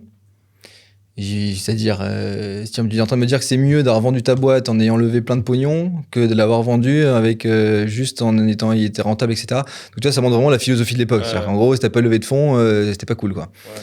Alors que... T'as pas de crédibilité, quoi. Ouais, non, mais c'est ça, t'as vraiment l'impression que... Et même, je voyais autour de moi, les gens levaient des fonds, ils avaient l'impression d'avoir gagné. Tu vois, dépenser du pognon, tout le monde sait le faire. Ce qui est plus compliqué, c'est d'en gagner plus que ce que t'en dépenses. Et du coup, plus tu lèves, plus la barre est haute pour devenir rentable. Du coup, t'es vraiment dans cet état d'esprit-là. Et donc, j'avais halluciné qu'on nous mette un râteau parce qu'on n'avait pas levé de fonds, quoi. Donc, c'était le moment de la vente avec la BPCE. Ouais. Est-ce que aussi le fait d'avoir vu arriver Lydia, Litchi avec des gros moyens, est-ce que ça joue aussi dans ta décision de te dire, finalement, je vais peut-être pas exclure la vente parce que j'ai des concurrents qui sont lourds et qui me font peur un petit peu, tu vois? Alors, non, très honnêtement, parce qu'encore une fois, en fait, on est seul au monde avec Litchi. C'est-à-dire que même Lydia, déjà, c'est pas le même métier. C'est-à-dire qu'ils font pas de la cagnotte en ligne au départ, ils font du remboursement entre potes. Donc nous, c'est encore vrai aujourd'hui. C'est-à-dire qu'en fait, le pot commun, le principe, c'est que tu n'avances pas l'argent. C'est-à-dire qu'il n'y a pas d'histoire de je te rembourse. Parce qu'en fait, personne n'a avancé personne. C'est-à-dire que tu collectes l'argent, ensuite tu le dépenses. Le principe de Lydia, c'est que quelqu'un a fait l'avance, Et du coup, c'est un système qui permet d'être Exact. remboursé. Ok. Et c'est encore vrai aujourd'hui. C'est-à-dire que nous, la cagnotte, c'est ce que je dis tout le temps, nous, le principe, c'est que personne n'est avancé. Parce qu'en fait, la galère, au départ, elle est là. C'est qu'il y en a un qui avance et qui ensuite doit se débrouiller pour se faire rembourser par les uns et les autres. Donc la cagnotte, c'est simple. Tu crées ta cagnotte, tout le monde paye. En fonction du montant que tu as, t'achètes le cadeau, t'achètes ceci ou cela. Et du coup, il n'y a plus d'histoire de « Ah ouais, tu penseras à me rembourser, ou je t'envoie ci, ou je t'envoie ça ». Donc au début, on est vraiment, enfin pendant longtemps, et presque encore aujourd'hui, on est en 2 gros acteurs sur le marché. Et en vrai, on a à peu près peur de personne. On a une croissance de folie, on a des super perspectives. En train de se dire par contre, voilà, que ça, lever des fonds pour aller chercher notre agrément, etc., ça a du sens. Et du coup, quand cette question de rachat par le groupe Banque Populaire Caisse d'Épargne arrive, bon, encore une fois, on n'a pas 30 ans, on parle de plusieurs millions d'euros de valo, parce qu'en fait, du coup, là, l'avantage qu'on avait, c'est comme on était en train de lever des fonds, on avait déterminé une valo, et en gros, la banque, on a dit, ok, par contre, la valo, c'est celle-là. Et en fait, très vite, ils disent, la valo, Elle est cohérente. pas de sujet. C'était quoi vos critères de valo à ce moment-là sur un business comme ça? C'était quoi? C'était par rapport à ton Ouais, volume par rapport au volume d'utilisateurs, volume de le flux, trends, les perspectives, enfin voilà, c'était... Donc on avait une grosse valo, parce qu'on voulait chercher quasiment 5 millions d'euros, donc tu vois, on voulait pas non plus se faire trop éclater, donc on avait une valo qui était assez importante. Donc assez vite, ils nous disent ok, valo, ça nous va. Après on discute évidemment de la partie front, c'est-à-dire en gros ce qu'on touche tout de suite, la partie earn-out, ce qu'on touchera, etc., comment, etc. Mais en fait assez vite, et on s'entend avec eux sur ces questions-là. Assez vite, on se dit, eux nous disent, on est incapable de faire ce que vous faites, donc on le fera pas sans vous. Donc en gros, on vous file des moyens et on vous file la paix, on vous fout la paix plutôt. Et ça, c'était clé. C'est-à-dire que nous, si la banque nous dit ouais, alors on vous intègre dans nos équipes Banque Populaire, Caisse d'Épargne, dans nos bureaux, etc., on serait parti en courant, parce que encore une fois, c'était un moment de l'histoire. On n'avait pas du tout envie de lâcher les manettes, on avait 1000 idées. Et en fait, le fait de s'être mis tout de suite, d'avoir été en face tout de suite avec la banque qui nous a dit vous continuez à faire ce que vous faites, vous restez dans vos bureaux, on vous donne juste des moyens pour faire plus vite et pour faire plus grand, mais on va pas vous apprendre votre métier. Et ça, c'était quand même hyper cool. Et en plus, c'est vraiment un truc qu'ils ont respecté pendant 6 ans. C'est-à-dire qu'on a eu nos bureaux, on était... Parce que pendant 5 ans, vous les avez accompagnés. Alors moi, au niveau de la session, Ouais. j'avais lu un article, j'avais lu entre 10 et 20 millions. C'est ça.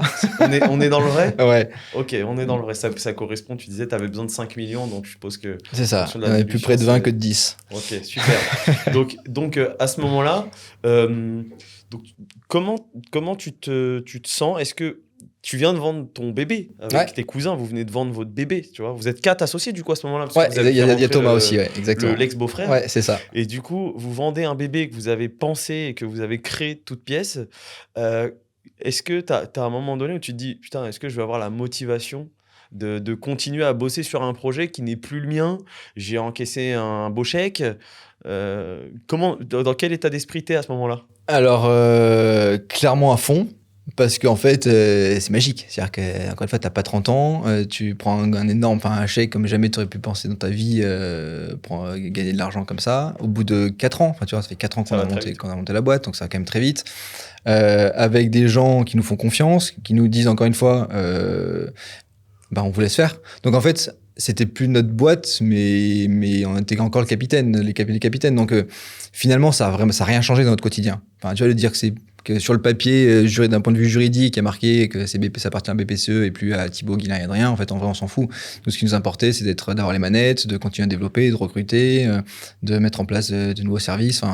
Donc en fait, c'était génial. C'est-à-dire qu'on avait cette pression en moins financière, c'est-à-dire que pour le coup, on peut bouffer un peu de choses que des pâtes, mais en ayant notre bébé toujours dans les bras finalement, et avec l'envie de le faire grandir et de Alors, c'est continuer quoi votre l'aventure. rôle, là, du coup, une fois que vous... Pareil. Il n'y a vraiment rien qui change? Ah mais zéro, c'est-à-dire que on faisait une fois tous les 3 mois un point avec la banque, mais sinon on a pris des bureaux plus grands tout de suite, on a un peu recruté. Là pour le coup, on est passé dans un délire où la rentabilité était secondaire. C'est-à-dire que nous, le premier truc qu'ils nous ont dit à la BPCE, c'est on vous file des moyens, accélérer, développer. La rentabilité, on s'en fout, on verra ça plus tard. En gros, ils voulaient vraiment qu'on accélère. Donc c'était un peu un changement de paradigme, à la fois qui était cool aussi, tu vois. Enfin, c'est serré la ceinture pendant 4 ans, on a fait attention, moins de centimes qu'on dépensait.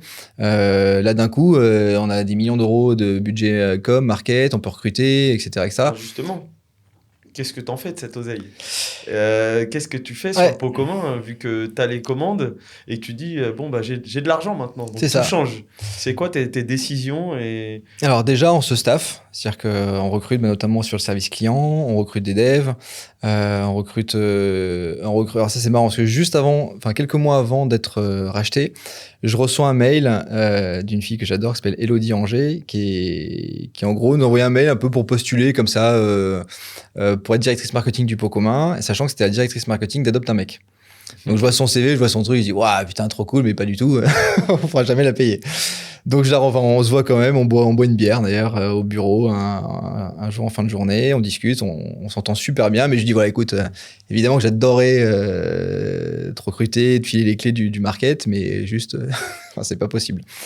Et on vend, et l'un des premiers trucs que je fais, je rappelle Elodie, j'ai écoute Elo, c'est bon, on vient de vendre la boîte, donc on a des moyens, et donc je suis trop chaud pour qu'on bosse ensemble. Parce qu'elle avait fait sur Adopte un mec, c'était fou, enfin, elle était vraiment là au tout début, tu vois, donc, et puis tout l'univers qu'elle avait créé sur Adopte un mec, je trouvais ça absolument génial.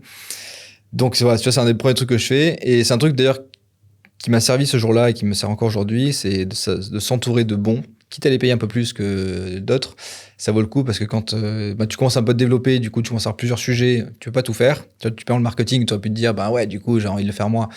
Mais en fait il y avait tellement d'autres trucs à faire que si je voulais bien faire le marketing c'était compliqué. Et puis en vrai marketing digital c'était jamais été vraiment mon métier. Donc là voilà je m'appuie sur quelqu'un qui je file les clés et je dis vas-y fonce. Et ça en fait c'est un vrai truc intéressant quand tu as des... Et qu'est-ce qu'elle a fait alors à son arrivée? Eh ben, plein de choses. Déjà, voilà, mis en place une stratégie, fait toute une roadmap de plan de com. Alors, ça, c'est un vrai truc que je constate et qui, je pense, qui est vrai. C'est que t'es jamais aussi bon que quand t'as pas d'argent.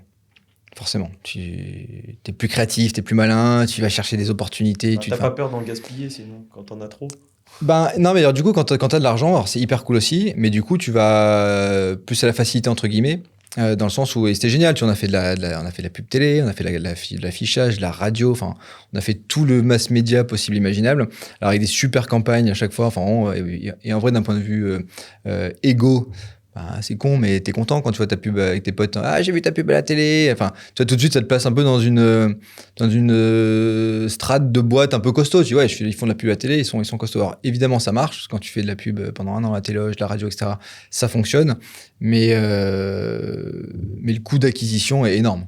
Là où on avait quasiment zéro en coût d'acquisition, on explose nos coûts d'acquisition. Bon, par contre, on explose aussi la croissance. Donc, en vrai, c'est le principe, hein, c'est que tu investis pour faire de la croissance. Même si ça coûte plus cher, ça va quand même plus vite.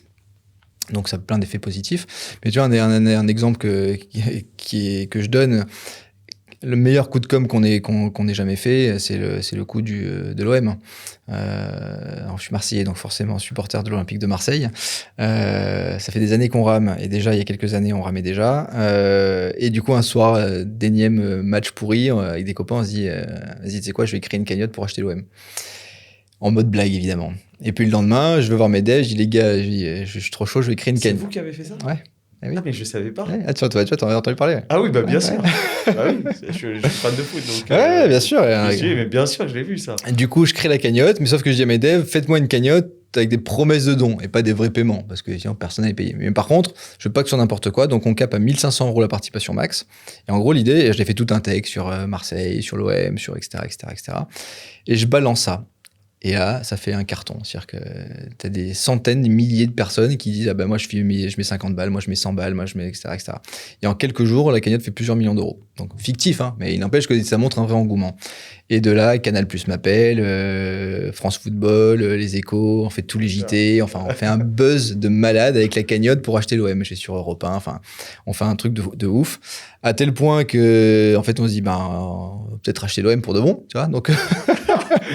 Donc là, on monte une asso, le Massilia Socios Club. Moi, je bouffe avec JPP, avec Dimeco, enfin avec toutes mes idoles de jeunesse pour essayer un peu d'embarquer, tu vois, les légendes du club dans notre truc. Donc ils nous soutiennent. Donc du coup, je dis à ma team, fait un site, Massilia Socios Club, pour présenter toutes nos valeurs, etc. Enfin, on rencontre. Donc entre temps, ce qui est fou, c'est que le club est vraiment mis en vente. Donc là, on est approché par des mecs qui ont pour ambition de racheter le club et qui aimeraient intégrer un volet. Parce que en fait, nous, du coup, ce qu'on va faire, c'est créer les socios, comme ça existe à Madrid, en Espagne beaucoup, à Marseille. C'est en gros que les supporters et une part du club soit partie prenante, siège au conseil d'administration, etc. En gros, l'idée, c'est de dire, on n'est pas juste bon à taper dans nos mains ou à siffler quand ça va pas, mais on veut vraiment être des support acteurs, c'est-à-dire être présent dans la vie du club pour donner notre avis, etc. Sachant qu'en plus, tu as des supporters, t'as des millions de supporters de l'OM dans le monde entier. C'est une façon de fédérer tout le monde. Enfin, voilà, le truc, on avait vraiment ficelé un truc assez sympa. Et du coup, ça intéressait vraiment des porteurs de reprises de nous intégrer. Bon, malheureusement pour nous, c'est pas les gens qui ont été en discussion qui ont racheté le club, c'en est d'autres qu'on a quand même rencontrés. J'ai bouffé plusieurs fois avec Jacques-Henri Hérault, on a discuté, on leur a présenté le truc, etc. Pour plein de raisons, ça s'est pas fait. Mais tu vois, ça, c'était le meilleur coup de com' qu'on ait jamais fait. Ça n'a pas coûté un centime. Et, en termes d'expérience pour toi. C'est génial. J'ai quand même une interview dans France Football. Ça, c'est quand même la classe. La folie. C'est une fierté, ça aussi. Et du coup, ouais, voilà. Donc, pendant 5 ans, on accompagne le projet, on recrute, on prend des bureaux plus grands. À la fin, on a des bureaux incroyables de 600 mètres carrés, trop beaux, à côté de Saint-Lazare. Donc, tout se passe vraiment et tout se passe super bien avec la banque. Vous aviez votre timing de sortie déjà ? Ouais, ça devait être 3 ans. Et tu vois, on a prolongé de 2, donc pour te montrer à quel point ça se passait bien et que nous, on s'éclatait. C'est-à-dire que, en fait, on avait le meilleur des deux mondes. C'est-à-dire qu'on n'avait plus la pression financière sur les épaules, on avait vendu notre boîte, mais on avait toujours les manettes, on avait des moyens pour développer, on avait des super équipes. Ah oui. Et on a créé une vraie ambiance. Alors, le fait d'être cousin, ça a dû jouer un petit peu, mais on a vraiment créé une ambiance familiale, quoi. On a recréé une espèce de petite famille au pot commun, où on appelait ça la coloc, tu vois. C'est-à-dire que tous les soirs, ça buvait l'apéro, ça jouait au ping-pong, et surtout avec une vraie philosophie. Et ça, c'est un sujet qui est important. C'est quand on a créé le pot commun avec Thibaut Adrien, on s'est fait plusieurs promesses, dont une, c'est d'avoir les salariés les plus heureux du monde. C'est con, je suis pas sûr qu'on y réussit, mais en tout cas, on a tout fait pour, en se disant, en fait, nous, on veut que tous les gars qui bossent avec nous, quand ils se lèvent le matin, ils soient trop contents de venir bosser. Alors, oui, ça passe par l'environnement de travail, tu as des bureaux sympas, mais aujourd'hui, les gens confondent, ils ont l'impression que tu mets une table de ping-pong et un baby, c'est cool, les gens sont trop contents. Ouais, non, bien sûr. Ça, c'est goodies, c'est très bien, mais c'est la partie immergée de l'iceberg. Enfin, celle qui dépasse en tout cas. Ce qui est important, c'est quoi ? C'est de faire confiance aux gens, d'être gentil. C'est con, mais nous, on est des vrais gentils, tu vois. Je sais pas comment te l'expliquer, mais ça se ressent et les gens aiment bien, tu vois, d'avoir des boss humains à l'écoute. On compte pas, on met pas de pression. Et d'ailleurs, j'ai beaucoup de gens hallucinés, tu vois. Pour comment il y a quasiment jamais eu d'objectif. Enfin, il y avait des grands objectifs communs, tu vois, mais il n'y avait pas d'objectif individuel ou attendez, où t'as des objectifs ou on était des espèces de trucs assez cool, presque un peu naïf, mais où finalement tout le monde se sentait tellement intégré, tellement partie prenante parce qu'on leur faisait confiance, parce qu'on les évoluait, parce qu'on les payait bien, parce qu'on les augmentait, on faisait augmenter de 18% en moyenne tous les salaires chaque année, donc c'était énorme. Et on a créé un espèce de climat où chez les gens, c'était la famille, tu vois, le pot commun. Et tu vois, alors, au début, on disait, ouais, à 5, c'est facile. Après, on disait à 10, c'est facile. À 20, c'est facile. Et puis à la fin, on était presque 60. Et c'était toujours dans cette logique-là. Et je pense que tout le monde s'y retrouvait. C'est-à-dire que nos collaborateurs, je pense qu'ils étaient vraiment contents de bosser avec nous. Ça se passait super bien. Vraiment, on leur filait des responsabilités. On leur disait, les gars, plantez-vous, il n'y a pas de... Enfin, tu vois, le droit à l'erreur, c'est con. Mais il y a tellement de boîtes où les gens ne prendront jamais de risques parce qu'ils ont peur de se planter, parce qu'ils savent que s'ils se plantent... Ils ne pas perdre, quoi. C'est ça. Et en fait, c'est con parce que des gens qui ont peur de se tromper, c'est des gens qui sortiront jamais de leur zone de confort, ouais, de ce qu'ils doivent faire. Ils disent, oh, pétard, je prends surtout pas de risques, je fais ce qu'on me demande de faire et pas plus. Et c'est con parce qu'en fait, nous, il y a plein d'innovations, plein de choses qu'on a faites parce que un de nos collaborateurs s'est dit, bah, tiens, on pourrait essayer ça. Je dis, bah ouais, carrément, vas-y, tu vois, prends-toi un UX designer, prends-toi un dev, vas-y. Donc, leur laisser de la liberté, la créativité. Exactement. Donner du sens au travail aussi, exactement. Ça, c'est important. Et en vrai, c'est que des trucs qui coûtent pas cher. Vraiment, en vrai, ça coûte rien. C'est qu'un état d'esprit, en fait. C'est un état d'esprit. Et c'est tellement rentable, j'aime pas le mot, mais enfin, tu vois, c'était le genre où on avait un bug en pleine nuit, t'as 2 devs qui se levaient, et puis du coup, t'as 3 ou 4 gars, rien à voir, qui se levaient aussi, qui allaient tous au bureau, en gros, par solidarité. C'est-à-dire que du coup, ils se retrouvaient à 10 au bureau, alors que 2 auraient suffi, mais non, tu vas dire, ah bah c'est cool, vas-y, Isen, il se lève pour aller bosser, vas-y, on y va avec lui, puis on se commande des pizzas, et puis t'arrives le matin, les mecs ont tout corrigé, alors ils sont à moitié endormis sur le bureau, mais j'ai dit, les gars, putain, vous êtes trop cool, ils disent, ah, mais c'est normal, le pot commun, c'est la famille. En plus, tu disais que t'avais la communauté tunisienne, ils venaient tous ouais, en plus, évidemment, en plus, ça c'est très vrai. Forcément, ça a dû ils étaient soudés, ouais, complètement. Mais voilà, tu vois, c'était tout un état d'esprit, encore une fois, qui coûte pas grand-chose, qui enfin, tu vois, on n'a pas lu de livre sur le management, on n'a pas lu des trucs sur les... En fait, c'était assez intuitif et on a fait des trucs tout bêtes, mais qui fonctionnent. C'est pareil, les team building, très bien, mais en vrai, tu vois, boire un verre de temps en temps, même régulièrement, tous ensemble en fin de journée, pour la cohésion, franchement, c'est de la bombe. C'est-à-dire que tout le monde se parle, tout le monde se connaît, on parle d'autre chose que du boulot. Et en fait, et d'ailleurs, tu vois, c'est marrant, on a fait un pot de départ là, il y a 3 semaines. Il y avait tous les anciens du pot commun. C'est-à-dire qu'on s'est retrouvés à presque 80, parce que même ceux qui sont partis il y a 5 ans, il y a 4 ans, il y a un vrai attachement. Ouais. Tout le monde est là. C'est-à-dire que dès qu'il y en a un qui part, t'as tout le monde qui revient faire la fête, parce qu'en fait, c'est tous devenus des potes. Et ça, c'est une vraie fierté, tu vois, d'avoir réussi à créer ce truc-là. C'est peut-être ma plus grande fierté, d'avoir vraiment créé cette cohésion. Bravo. Et en 2021, ouais. Donc, ça y est. Ciao. Ouais, en vrai, 2021, tu vois, ça fait 10 ans qu'on a créé le pot commun, 5 ans qu'on l'a vendu. Ouais, temps de faire autre chose. Sentiment d'avoir fait le tour. Sentiment d'avoir fait le tour. Aussi déterminant projet du groupe de fusionner plusieurs de ces entités pour créer un acteur qui, en fait, allait venir... le groupe BPCE. Ouais, exactement. En fait, alors nous, BPCE, on était rattaché à Natixis Paiement. Et Natixis décide de fusionner plusieurs de ces boîtes pour créer un nouvel acteur dédié à l'avantage salarial. Un peu sous le mode Swile. C'est-à-dire, en gros, ils avaient une boîte de cartes cadeaux, une boîte de cagnotte en ligne, nous on est les petits, et une boîte de tickets resto. Ça, c'était la grosse Bertha, c'était Appetiz. Oui, une grosse boîte, plus de 250 salariés, des centaines de millions d'euros de chiffre d'affaires, enfin, un gros truc. Et en disant, en fait, on était tous un peu sur nos secteurs, et en fait, on va tous se réunir et créer un nouvel acteur fort, puissant. Et puis, en fait, nous, entre-temps, on a créé un énorme réseau de sites partenaires sur lesquels tu pouvais dépenser l'argent de tes cagnottes, etc. Sauf que les cartes cadeaux faisaient pareil, sauf qu'il y avait une autre boîte qui faisait pareil. Du coup, on se dit, allez, on se met tous ensemble pour négocier, on sera plus fort, etc., etc. Et du coup, on passait de, nous, notre quotidien à 60 dans nos bureaux, etc., à un truc, on devenait 350 dans une grosse tour BPCE, etc. Donc c'était parfait. Moi, je commençais à avoir envie de faire autre chose. Ce truc-là faisait que de toute façon, j'aurais pas trouvé ma place dans cette nouvelle organisation. Donc on se dit, allez, très bien, c'est l'occasion. Puis moi, mine de rien, j'ai mon premier petit garçon à Paris. Il y a le Covid qui passe par là, etc., etc. Donc envie de rentrer à Marseille. Le deuxième Schtroumpf qui arrive. Donc j'ai dit, allez, c'est parfait. C'est quoi, les planètes sont alignées. C'est le moment de rentrer à Marseille. C'est le moment de tourner la page du pot commun, de tourner. Et en fait, j'ai toujours eu l'idée de me dire, je veux avoir une vie avec plusieurs chapitres. Et de se dire, voilà, là, en gros, je ferme un chapitre qui était extraordinaire, qui est Paris, le pot commun. Je ferme ce chapitre-là, on ouvre un nouveau chapitre avec des enfants à Marseille sur une nouvelle aventure. Et en principe, quand on ferme un chapitre, on dit qu'il ne faut pas forcément le réouvrir. C'est pas forcément ce que. Alors, du coup, non, effectivement, mais c'est pas ma faute. Hein. J'avais pas du tout prévu ça. Mais entre-temps et avant ça, avant de réouvrir le chapitre, du coup, vous avez créé Unti. Ouais, exactement. Alors, t'as raison. Donc, nous, pendant ces années d'accompagnement, il y a un marché un peu qui s'ouvre.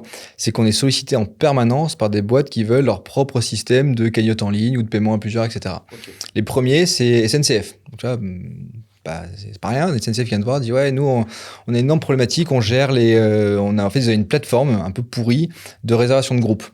C'est en gros, à partir de plus de 9, je crois que c'était, tu passais dans un nouveau système de réservation qui était vraiment à l'ancienne. Et en gros, ils nous disent, voilà, nous, ça représente des millions d'euros de volume chaque année, c'est beaucoup de clients. Donc, on aimerait en gros réfléchir avec vous à une solution qui permettrait à un groupe de payer ses billets de train ensemble. Donc, on commence à bosser avec SNCF, on met en place une plateforme qui fonctionne super bien. D'ailleurs, on en fait une deuxième pour les petits groupes. En gros, c'était une plateforme dédiée pour les plus de 9. Et après, on s'est dit, en fait, même quand t'es 3 potes, c'est compliqué qu'il y en a un qui doit avancer l'argent, etc., pour être à côté dans le train, comme tu disais peut-être pour les spectacles, etc. Donc, on fait aussi cette plateforme. Puis ensuite, on a Air France qui nous dit, tiens, nous, on aimerait bien pouvoir permettre aux gens de payer leur billet d'avion à plusieurs. Puis t'as Relais Château qui nous dit nous c'est des coffrets. T'as ta branche B2B qui exactement. En fait, s'ouvre. T'as plein de boîtes qui nous disent nous le paiement à plusieurs ça nous intéresse. Donc on crée en fait une structure en interne, espèce d'agence digitale finalement, mais dédiée sur toutes les problématiques de paiement à plusieurs. On en a pas fait, mais on a longuement discuté avec Nespresso. Nespresso, ils reçoivent des millions de chèques par an de commandes groupées au bureau. C'est-à-dire, t'as un mec au bureau qui dit qu'on fait une commande Nespresso, il dit qui c'est qui veut commander. Moi je commande. Et en fait, sauf que chacun va envoyer un chèque qui correspond à sa commande. Enfin, et du coup, Nespresso, c'était l'enfer à gérer. Donc, tu vois, toutes ces problématiques-là, en fait, tu te rends compte qu'il y a que ce soit du paiement groupé, de la réservation de groupe, du voyage, etc., etc. En fait, il y a plein de marchés où le paiement à plusieurs a du sens. Donc, on crée ce truc-là, ça marche assez bien. On crée notamment aussi un site pour Galeries Lafayette de cagnotte. On refait entièrement leur site de liste de mariage, 1001 listes. C'est-à-dire qu'on fout la poubelle et on recrée complètement leur site. Donc, on a une partie c'est une vraie agence. Ouais, c'est une vraie agence, plus exactement. du tout sur le même modèle. Exactement, complètement dissocié. Mais en fait, l'un sert l'autre. C'est-à-dire, comme on est le pot commun, les gens viennent naturellement vers nous pour ces questions-là. Et du coup, c'est des bonnes synergies. Et donc, quand on part et que le pot commun intègre ce qui allait devenir Bimpli, chez Natixis, ils nous disent par contre, l'agence, les gars, c'est pas du tout notre métier. Donc, si vous partez, en gros, prenez vos clients que l'activité s'arrête, etc. Puis là, on se dit, c'est con, putain, ça fait quand même des années qu'on travaille là-dessus, ça marche bien, des beaux clients. Donc, on leur dit, si vraiment vous en voulez plus et que ça vous dérange pas, nous, on va bien le récupérer. Et du coup, en fait, on crée un spin-off, c'est-à-dire là, pour le coup, je prends donc Adrien qui me suit et Mohamed qui est notre directeur du B2B. On se dit, allez, Thibaut, lui, en fait, a déménagé assez vite à Bordeaux avec femme et enfant et il est parti sur d'autres choses après. D'accord. Donc, on se retrouve avec Adrien et Mohamed, du coup, et on se dit, allez, on crée une boîte et on récupère la partie B2B du pot commun. Et du coup, pendant un peu moins de 2 ans, on travaille pour nos clients et on développe la boîte jusqu'à ce que j'apprenne par nos anciens collaborateurs dont on était restés très proches que donc entre-temps, Bimpli se crée, donc la nouvelle entité, qui se fait racheter par Swile. Et en fait, on apprend du coup que Swile annonce aux équipes assez vite qu'ils ne souhaitent pas garder et conserver l'activité du pot commun. Parce qu'en gros, c'est pas du tout leur métier pour le coup. C'est une espèce de truc qui est au milieu. C'est petit par rapport au exactement, reste. Exactement. Et c'est mes microbes. Donc en gros, ils disent, on arrête le service. Moi, j'apprends ça, je dis, c'est quand même fou. Ça me fout un peu un coup quand même parce que même si on n'était plus là depuis 2 ans, même si j'avais passé la page et tourné la page, etc. T'as le côté héritage du projet où là, tu te dis, non, puis ça y est, ça s'arrête quoi. Ouais, puis la marque est belle, tu vois, il y a comme une sacrée notoriété, tu vois, plus de 15 millions d'utilisateurs. Enfin, c'est-à-dire que le pot commun, les gens connaissent, quoi. Donc, je dis, ça, c'est bête de l'arrêter. Et donc, très vite, je lui dis, bon, écoute, en vrai, s'ils en veulent plus, je vais leur dire que moi, je le récupère, tu vois. Et assez vite, du coup, on se met à discuter avec Swile. Swile nous dit, ouais, carrément, plutôt que d'arrêter, si vous êtes chaud pour reprendre, puis l'histoire est marrante, etc. Donc go. Donc, on se met d'accord assez vite, pareil, sur un prix qui, effectivement, n'a strictement rien à voir avec le prix de vente. Tu vois, ils allaient le fermer, donc si nous, on vient en leur disant, nous, on le récupère, il fallait pas grand-chose pour les convaincre. Donc, en octobre 2023, donc là, c'est récent. Tout se passe en octobre. Création, levée de fonds, vente, rachat, c'est toujours en octobre. D'accord. Donc là, il y a 6 mois, on rachète le pot commun. Ce qui est marrant, c'est que du coup, on récupère nos équipes, parce qu'on était 60 et c'était plus qu'une quinzaine, mais c'est que des gens qu'on avait recrutés, qu'on connaissait, qui nous connaissaient. Donc tout le monde était assez content de... C'était les rescapés un peu. Parce que ouais, forcément. Il y a eu beaucoup Il y a eu beaucoup de départs, quand même. de départs. Quand nous, on est partis, il y en a quand même pas mal qui sont partis. Après, il y en avait pas mal qui ont intégré du coup d'autres services chez Bimpli, puis un peu chez Swile. Et donc, on regarde un peu les survivants, mais encore une fois, que des gens qu'on avait recrutés nous, qu'on connaissait, qu'on aimait. Et du coup, on est reparti à l'aventure. Donc, comme entre-temps, en plus de Unti, j'ai monté une autre boîte, donc Be My Trip. J'avais pas vocation à me remettre à 200%. Et en vrai, pas forcément l'envie. Enfin, tu vois, je fais 10 ans de cagnotte, de réglementation, de SAV, de machin, etc. Donc, et puis voilà, je pense que c'était bien d'avoir un peu de sang frais sur la marque. Mmh. Donc après avoir bossé avec mes cousins, bossé aujourd'hui avec ma compagne, je me suis dit tiens, je vais bosser avec mes potes. Et du coup, j'ai recruté un de mes meilleurs potes, Laurent Falzoy, qui a pris les manettes du pot commun, donc il est le DG aujourd'hui du pot commun. Donc toi aujourd'hui, ton implication sur le pot commun, elle est comment? Alors tu vois, c'est comme si tu étais au board.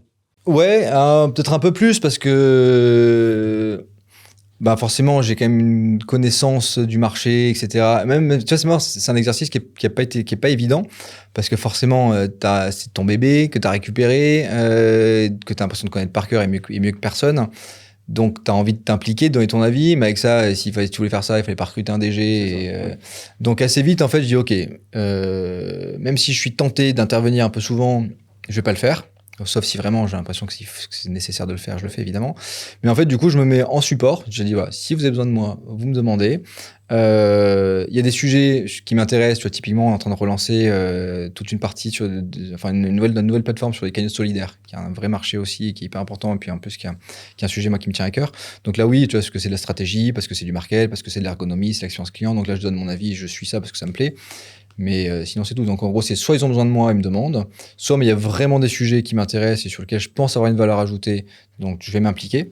Mais sinon, franchement, et tu vois, le point de tout à l'heure sur Elodie, tu vois, Laurent, c'est un bonheur. C'est-à-dire qu'en quelques mois, il a repris les manettes, les équipes l'adorent, ça se passe trop bien, il a plein d'idées. Et c'est quoi les métriques du coup au moment où vous reprenez le projet en octobre 2023? Ouais, et ben forcément, ça va un peu moins bien. Alors, déjà, ce qui est vrai, c'est qu'en gros, on fait de la croissance de ouf jusqu'en 2020.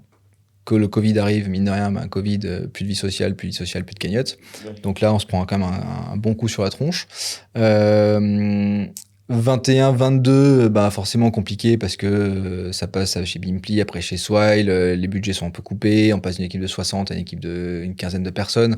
Donc en gros, ça ralentit. Donc nous, on récupère une boîte qui fait encore 60 millions d'euros de volume, donc ce qui est quand même pas négligeable, mais qu'il faut remettre sur des rails, il faut motiver les équipes, il faut remettre de la stratégie, il faut relancer des sujets, etc. Donc c'est un peu l'état dans lequel on va dire on récupère à la fois l'équipe et la boîte. Mais ça qui est génial, c'est qu'assez vite, on remet un peu de ce qu'on sait faire, c'est un peu de bonne ambiance, un peu de bonne humeur, de confiance, on implique tout le monde et puis ça repart gentiment en croissance, on a pas mal de projets. Et donc là, l'idée, alors, on va rien révolutionner, mais voilà, encore une fois, c'est un super site, un super service, qu'on le veuille ou non, dont les gens auront toujours besoin.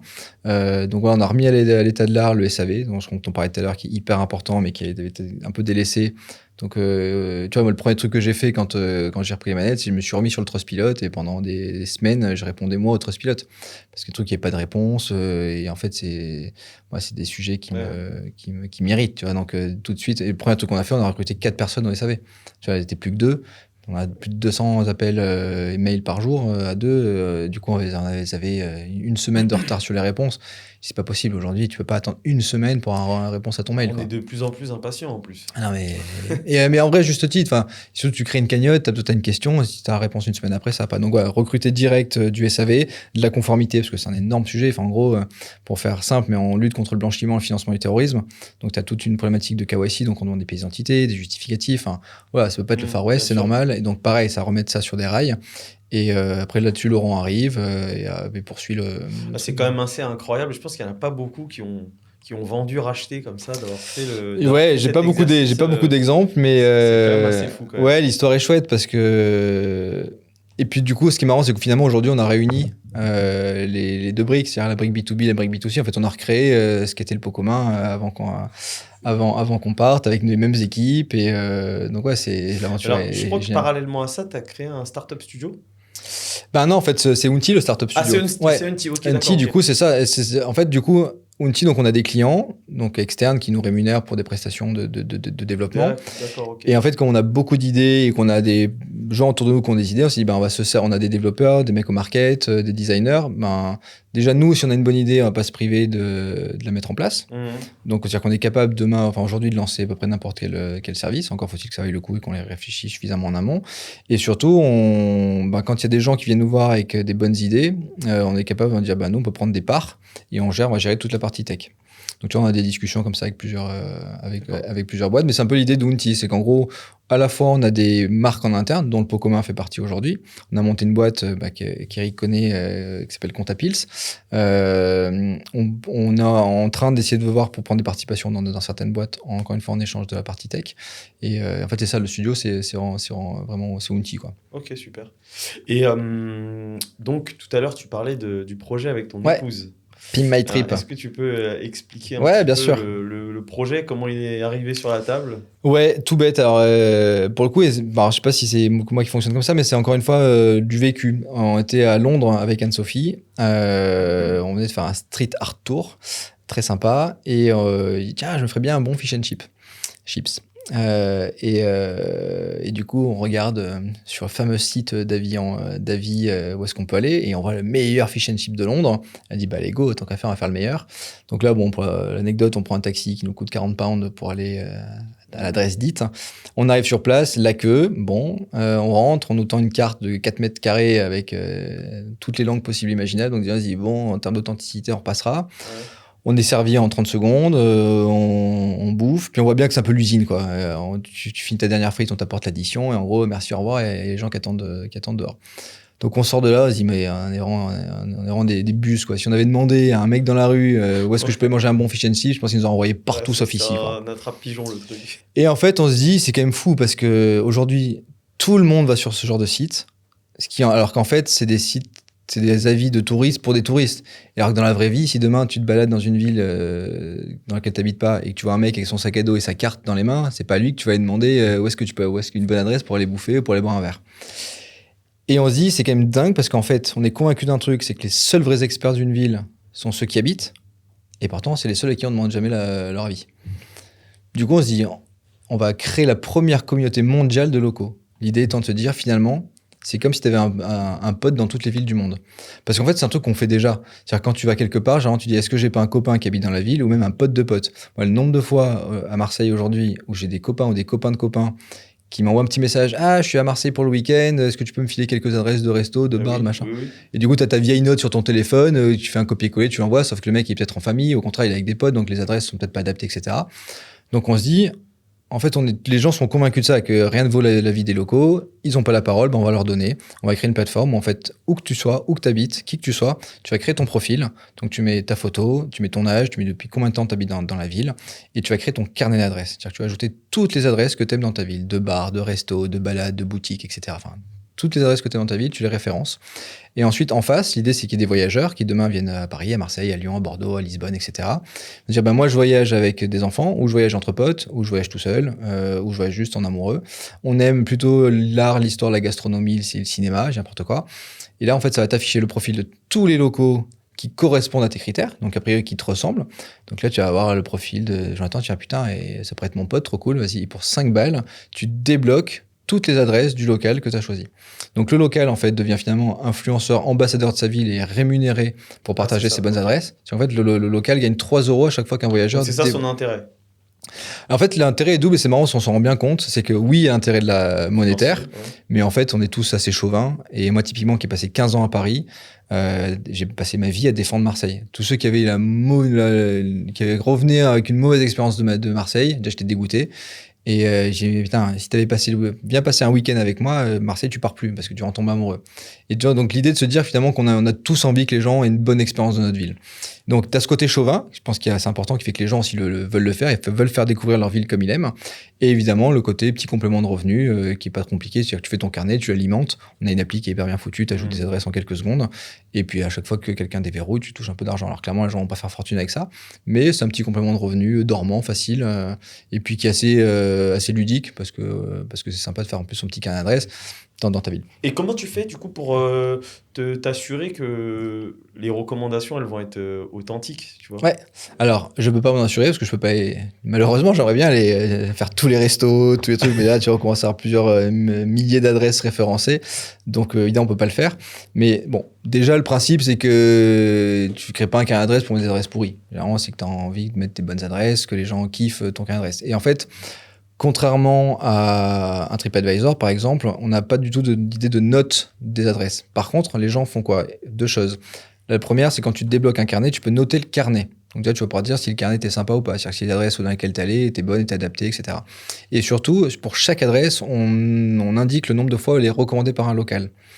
Donc en fait, une adresse qui va être beaucoup recommandée, tu peux te dire, bon, si tu as 250 Marseillais qui disent que pour aller bouffer une bonne pizza, il vaut mieux aller là.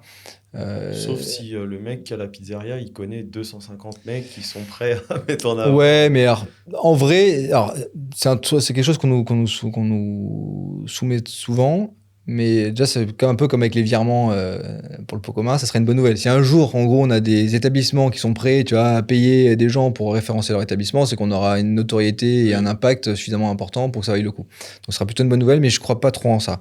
Moi, je crois par exemple à des gens qui ont un restaurant, qui vont faire leur carnet dans lequel ils vont mettre leur restaurant, mais aussi, du coup, toutes les boutiques qu'ils aiment bien autour d'eux. Et tu vois, ça, on a déjà des gens qui ont des boutiques, par exemple, dans le panier à Marseille. Il me dit, un mec m'a dit, je suis à 2 doigts de mettre un panneau, ceci n'est pas un office du tourisme, parce que comme tu as beaucoup de touristes, les gens viennent dans les boutiques, ils leur demandent à eux où est-ce qu'ils vont déjeuner, etc.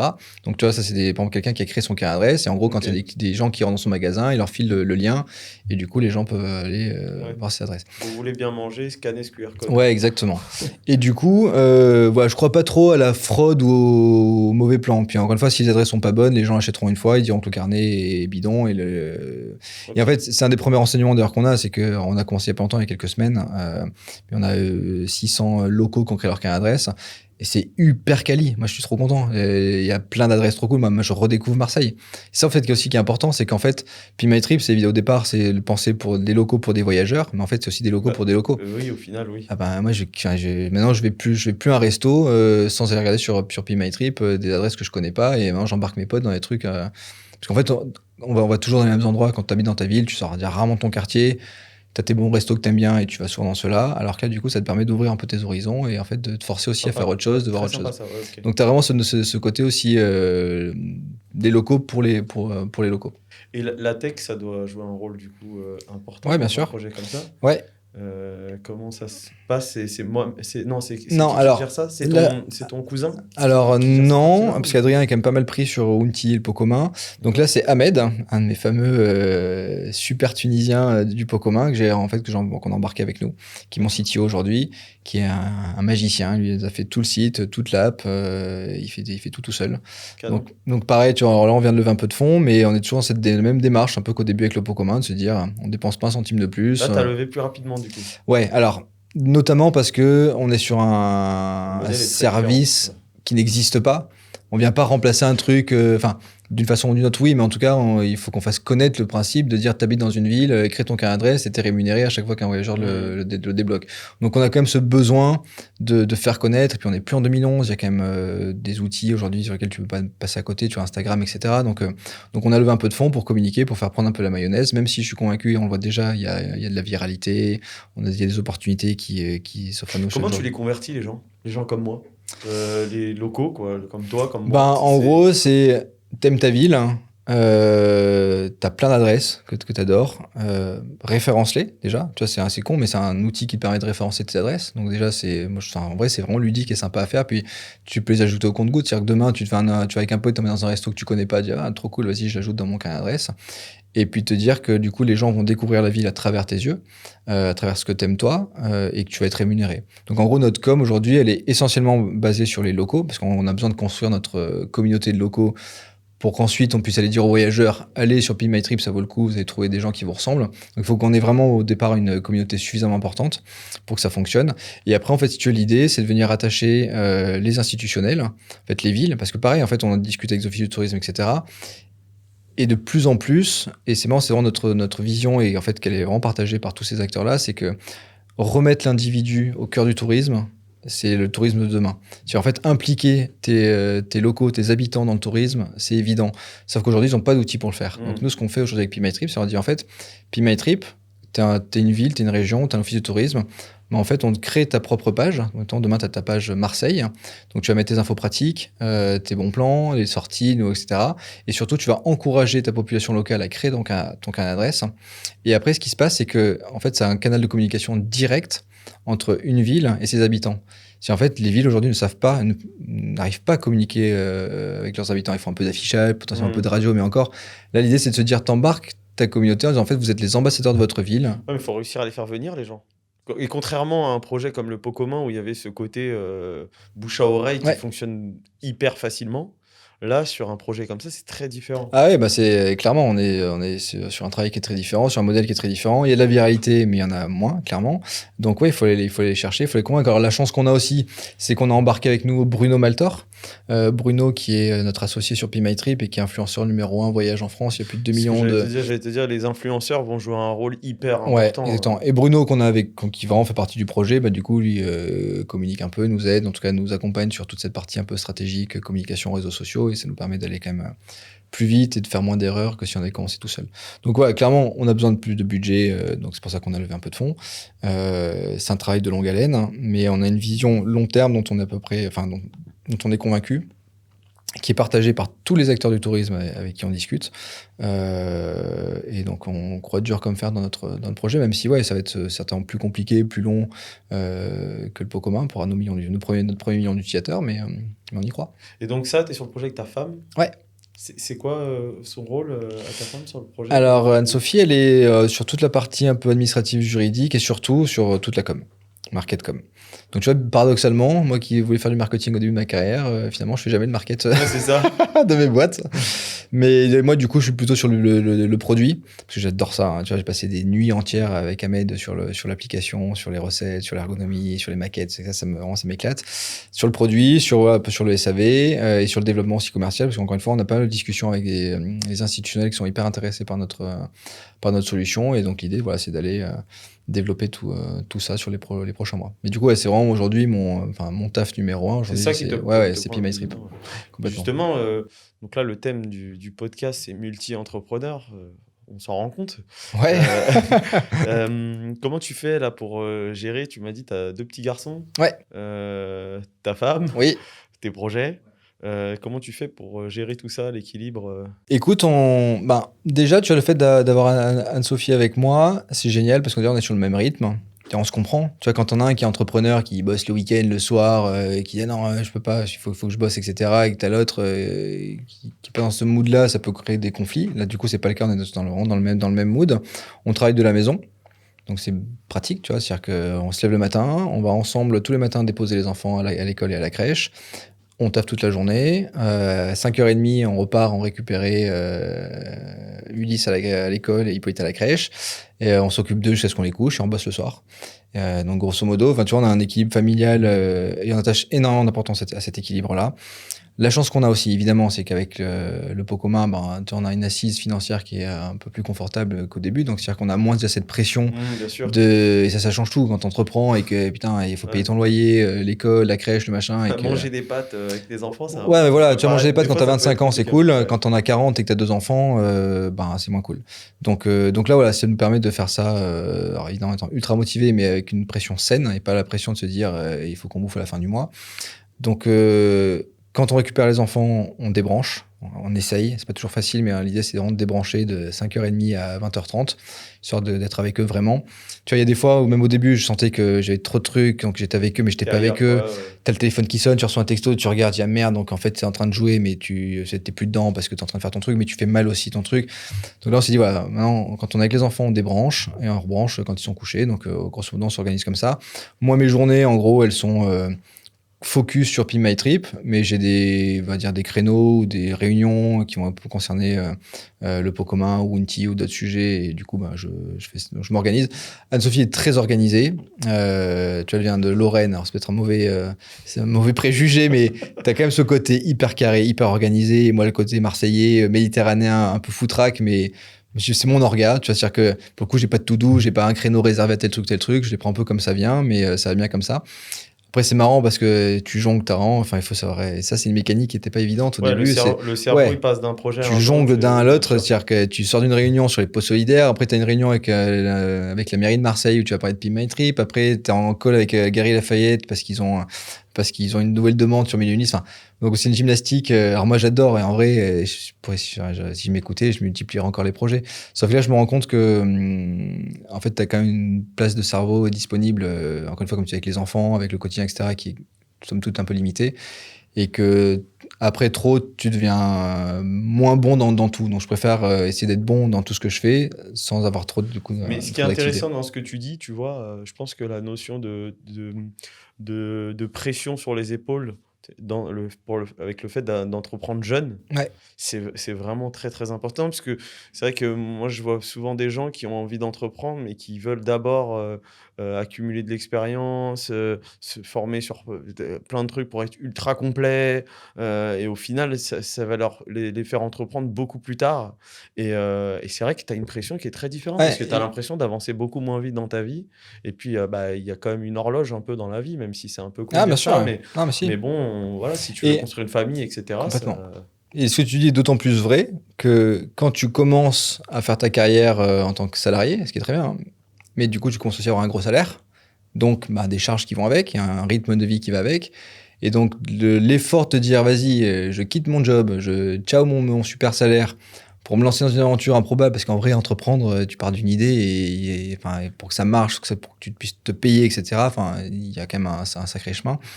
Donc le pas, il est beaucoup plus difficile à 40 ans qu'à 25. À 25, encore une fois, est-ce qu'on me dit, ah, vous avez été courageux? En vrai, j'ai pas l'impression d'avoir été courageux, au contraire. J'ai quitté un job, certes, qui était sympa, mais qui était pas le job de ma vie, pour monter une boîte avec mes cousins, pour partir à l'aventure, pour apprendre un milliard de trucs, et avec aucune pression, encore une fois. On pouvait en bouffer des pâtes, on n'est pas de crédit remboursé, on n'est pas d'enfants, pas de crèche à payer, pas d'école, pas de... Donc c'est beaucoup plus facile, même si effectivement, du coup, t'apprends un peu sur le tas et t'as pas d'expérience avant, mais en vrai, Mais t'y vas, quoi, en fait. mais t'y vas et t'apprends. Ouais.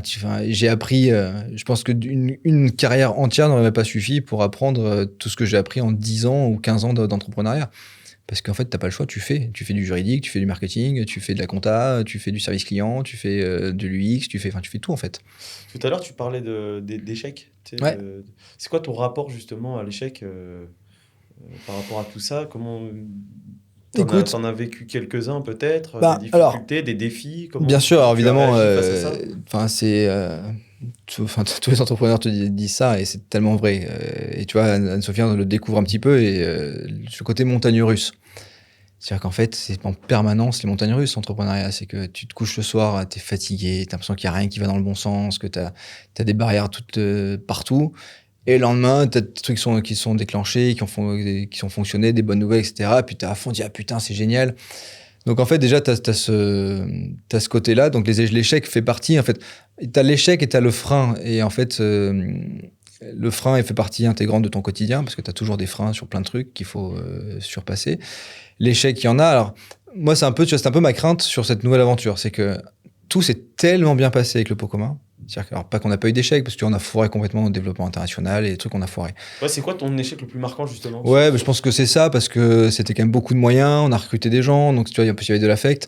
Donc en gros, on avait ouvert Espagne, Allemagne, Italie, en se disant, ça va faire comme en France, c'est-à-dire qu'on va lancer le truc, ça va tourner tout seul et on va se gaver. Sauf qu'en fait, les cultures sont pas les mêmes, les systèmes de paiement sont pas les mêmes, etc. On a quand même recruté des country managers pour gérer un peu tout ça depuis Paris, ce qui n'était pas forcément une bonne idée. Donc ça coûtait quand même de l'argent, parce qu'on a développé du coup des plateformes adéquates dans chaque pays. Et au bout d'un an ou deux, on a tout arrêté parce que ça coûtait T'en as beaucoup. ressorti quoi de ça, justement? Déjà que se développer international, c'est un métier. Ouais, Est-ce qu'il aurait peut-être fallu avoir quelqu'un aussi avec toi qui a déjà eu cette expérience-là? ça, peut-être qu'il aurait fallu s'implanter dans les. Mais bon, Directement. pareil, après, c'est question de coût. C'est-à-dire que d'avoir d'ouvrir des bureaux dans 3 autres pays, des équipes, etc., c'est pas pareil que d'avoir Bien sûr. un gars en plus dans tes bureaux à Paris. Donc, non, et puis te dire que voilà, c'est pas parce que tu as une idée qui fonctionne en France que ça va forcément fonctionner dans d'autres pays. Tu as encore une fois des barrières culturelles, c'est con, mais tu vois, les Allemands, ils payent très peu par carte, ils ont beaucoup de cash. En tout cas, ils ont des moyens de paiement très spécifiques. En Italie, pareil. Donc, voilà, on a voulu aller un peu vite en étant un peu trop confiant et on s'est bien gaufré. Mais voilà, on a pris plein de choses. Le plus dur, c'est pareil. C'est quand après, tu vas voir tes country managers, tu dis, désolé, les chéris, mais ça va pas, tu vois, ça marche pas et vous y êtes pour rien. Vous avez fait ce que vous pouvez, mais. C'est vrai, c'est nous, à Mais force est de l'origine, on a constater. été Ouais, sur un truc exactement, qu'on ouais. ne maîtrisait pas forcément. Exactement. Donc l'échec, forcément, enfin, à partir du moment où t'entreprends, t'as la notion d'échec, elle est évidente, elle est là, et t'as même de grandes chances de lui dire coucou.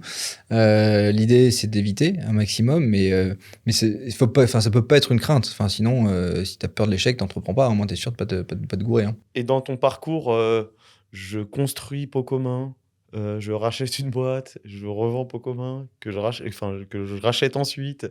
Est-ce qu'il y a, avec du recul, là, quand tu regardes dans le rétro, est-ce que tu te dis, il y a un moment donné, peut-être que j'aurais pu faire différemment? Est-ce que tu as Petit regret sur la façon dont tu as conduit les projets? En vrai, non, parce que je te dis, alors même si encore une fois, il y a eu des hauts débats, l'aventure du pot commun, elle est unique. Et ça, c'est un de mes investisseurs qui me l'a dit, mais tu te rends pas compte, ça n'existe pas des histoires comme la vôtre. Créé en 2011, vous levez presque pas d'argent, vous vendez 4 ans après, vous faites de l'accompagnement, vous rachetez, sachant que avec Thibaut Adrien, on n'a jamais eu un mot plus haut que l'autre. C'est-à-dire qu'on s'est jamais gueulé dessus, il n'y a jamais eu de tension, on a toujours discuté. Tu vois, c'est mes cousins, donc déjà, bon, je suis le parrain de la fille de Thibaut et du fils d'Adrien. On passe encore nos vacances ensemble. Enfin, tu vois, à Noël, on est ensemble, à la Toussaint, on est ensemble. Donc, si tu veux, c'était une aventure tellement géniale. Même à la fin, quand on est parti, j'ai eu un peu un flip de me dire, en fait, c'est chaud parce que j'ai 30 et quelques, 38 ans. Et j'ai l'impression d'avoir accompli mon rêve professionnel. C'est-à-dire monter une boîte avec mes cousins, que ça fonctionne. La vente, c'était la cerise sur le gâteau, parce qu'à la base, on n'a pas monté cette boîte pour se dire on va la vendre des millions à un groupe bancaire. Donc, il n'empêche que ça s'est fait. Et un peu cette peur du vide, se dire, ouais, mais en fait, je vais pas pouvoir faire mieux. Tu vois, j'ai fait tout ce dont j'ai rêvé, ça y est, c'est fait. Maintenant, ça va être compliqué de faire mieux. Même si, évidemment, cette envie d'entreprendre ne m'a pas quitté. Tu vois, d'ailleurs, j'ai anticipé. C'est-à-dire que quand on savait qu'on allait quitter le pot commun, on a commencé à réfléchir à l'après. Parce que moi, je me connais, je sais que j'allais rentrer à Marseille. Si je commence à me mettre au boule, à la pêche... c'est pas stéréotypé, ça va. Non, mais en vrai, tu vois, tu viens de te faire 10 ans d'aventure entrepreneuriale assez, voilà, pas épuisante, mais bon, sort de là, t'es un peu rincé quand même. Donc, l'envie un peu de glandouiller, de prendre un peu d'heures, je l'ai fait, tu vois. J'ai pris 1 an pour moi, où voilà, je me suis occupé de mes enfants, où j'ai fait un potager à la maison, où j'ai jardiné, où voilà, tu vois, un peu débranché. C'était important. Mais voilà, après, l'envie d'entreprendre, elle revient direct. Mais voilà, encore une fois, c'est truc, ça va faire mieux, ça va être chaud. Et c'est vrai que quand t'as presque au début de ta carrière professionnelle, d'avoir la sensation que t'as fait le top de déjà fait, ouais. T'as pas un côté un peu flippant. Mais en vrai, c'est génial. Surtout quand t'aimes les défis, le challenge, tu te dis putain, je vais devoir aller chercher. Ouais, forcément. Enfin, l'idée c'est de placer la barre très haute. C'est pas forcément de faire mieux parce que c'est pas comparable, mais en tout cas, te dire. Non, aussi excitant, quoi. Ouais, puis même te dire ta première aventure, c'est un carton. Et en vrai, c'est rare, tu vois, t'entends plutôt les mecs qui ont dit je me suis gaufré 1 fois, 2 fois, 3 fois, 4 fois avant de trouver la bonne truc. Là, la première, paf, dans le mille. Donc, tu vois, c'est compliqué de se dire, tu dis, ça va pas forcément être à chaque fois, même si tu donnes tout pour que ce soit. Puis en vrai, t'as quand même de l'expérience, t'as un peu plus de moyens, t'as des meilleurs réflexes. Donc, en vrai, la deuxième devrait être au moins au niveau de la première. Mais en tout cas, c'est un challenge, et c'est cool. Bah, Guilain, je te remercie beaucoup pour tout ce que tu nous as raconté. C'était vraiment hyper intéressant. T'as une histoire de ouf. Bon, je savais déjà que t'avais une histoire de ouf, mais là, t'es rentré dans les détails. Du coup, c'était hyper intéressant. J'espère que t'as passé un bon moment. Carrément. Merci de m'avoir donné l'opportunité de raconter tout ça. J'espère que ça pourra inspirer quelques-uns. Ah bah, je suis certain. Merci à tous d'avoir suivi cet épisode. Si vous voulez nous soutenir, je vous invite à liker, commenter et partager cet épisode. Et je vous invite aussi à vous inscrire à la newsletter. Rendez-vous pour le prochain épisode avec des super invités.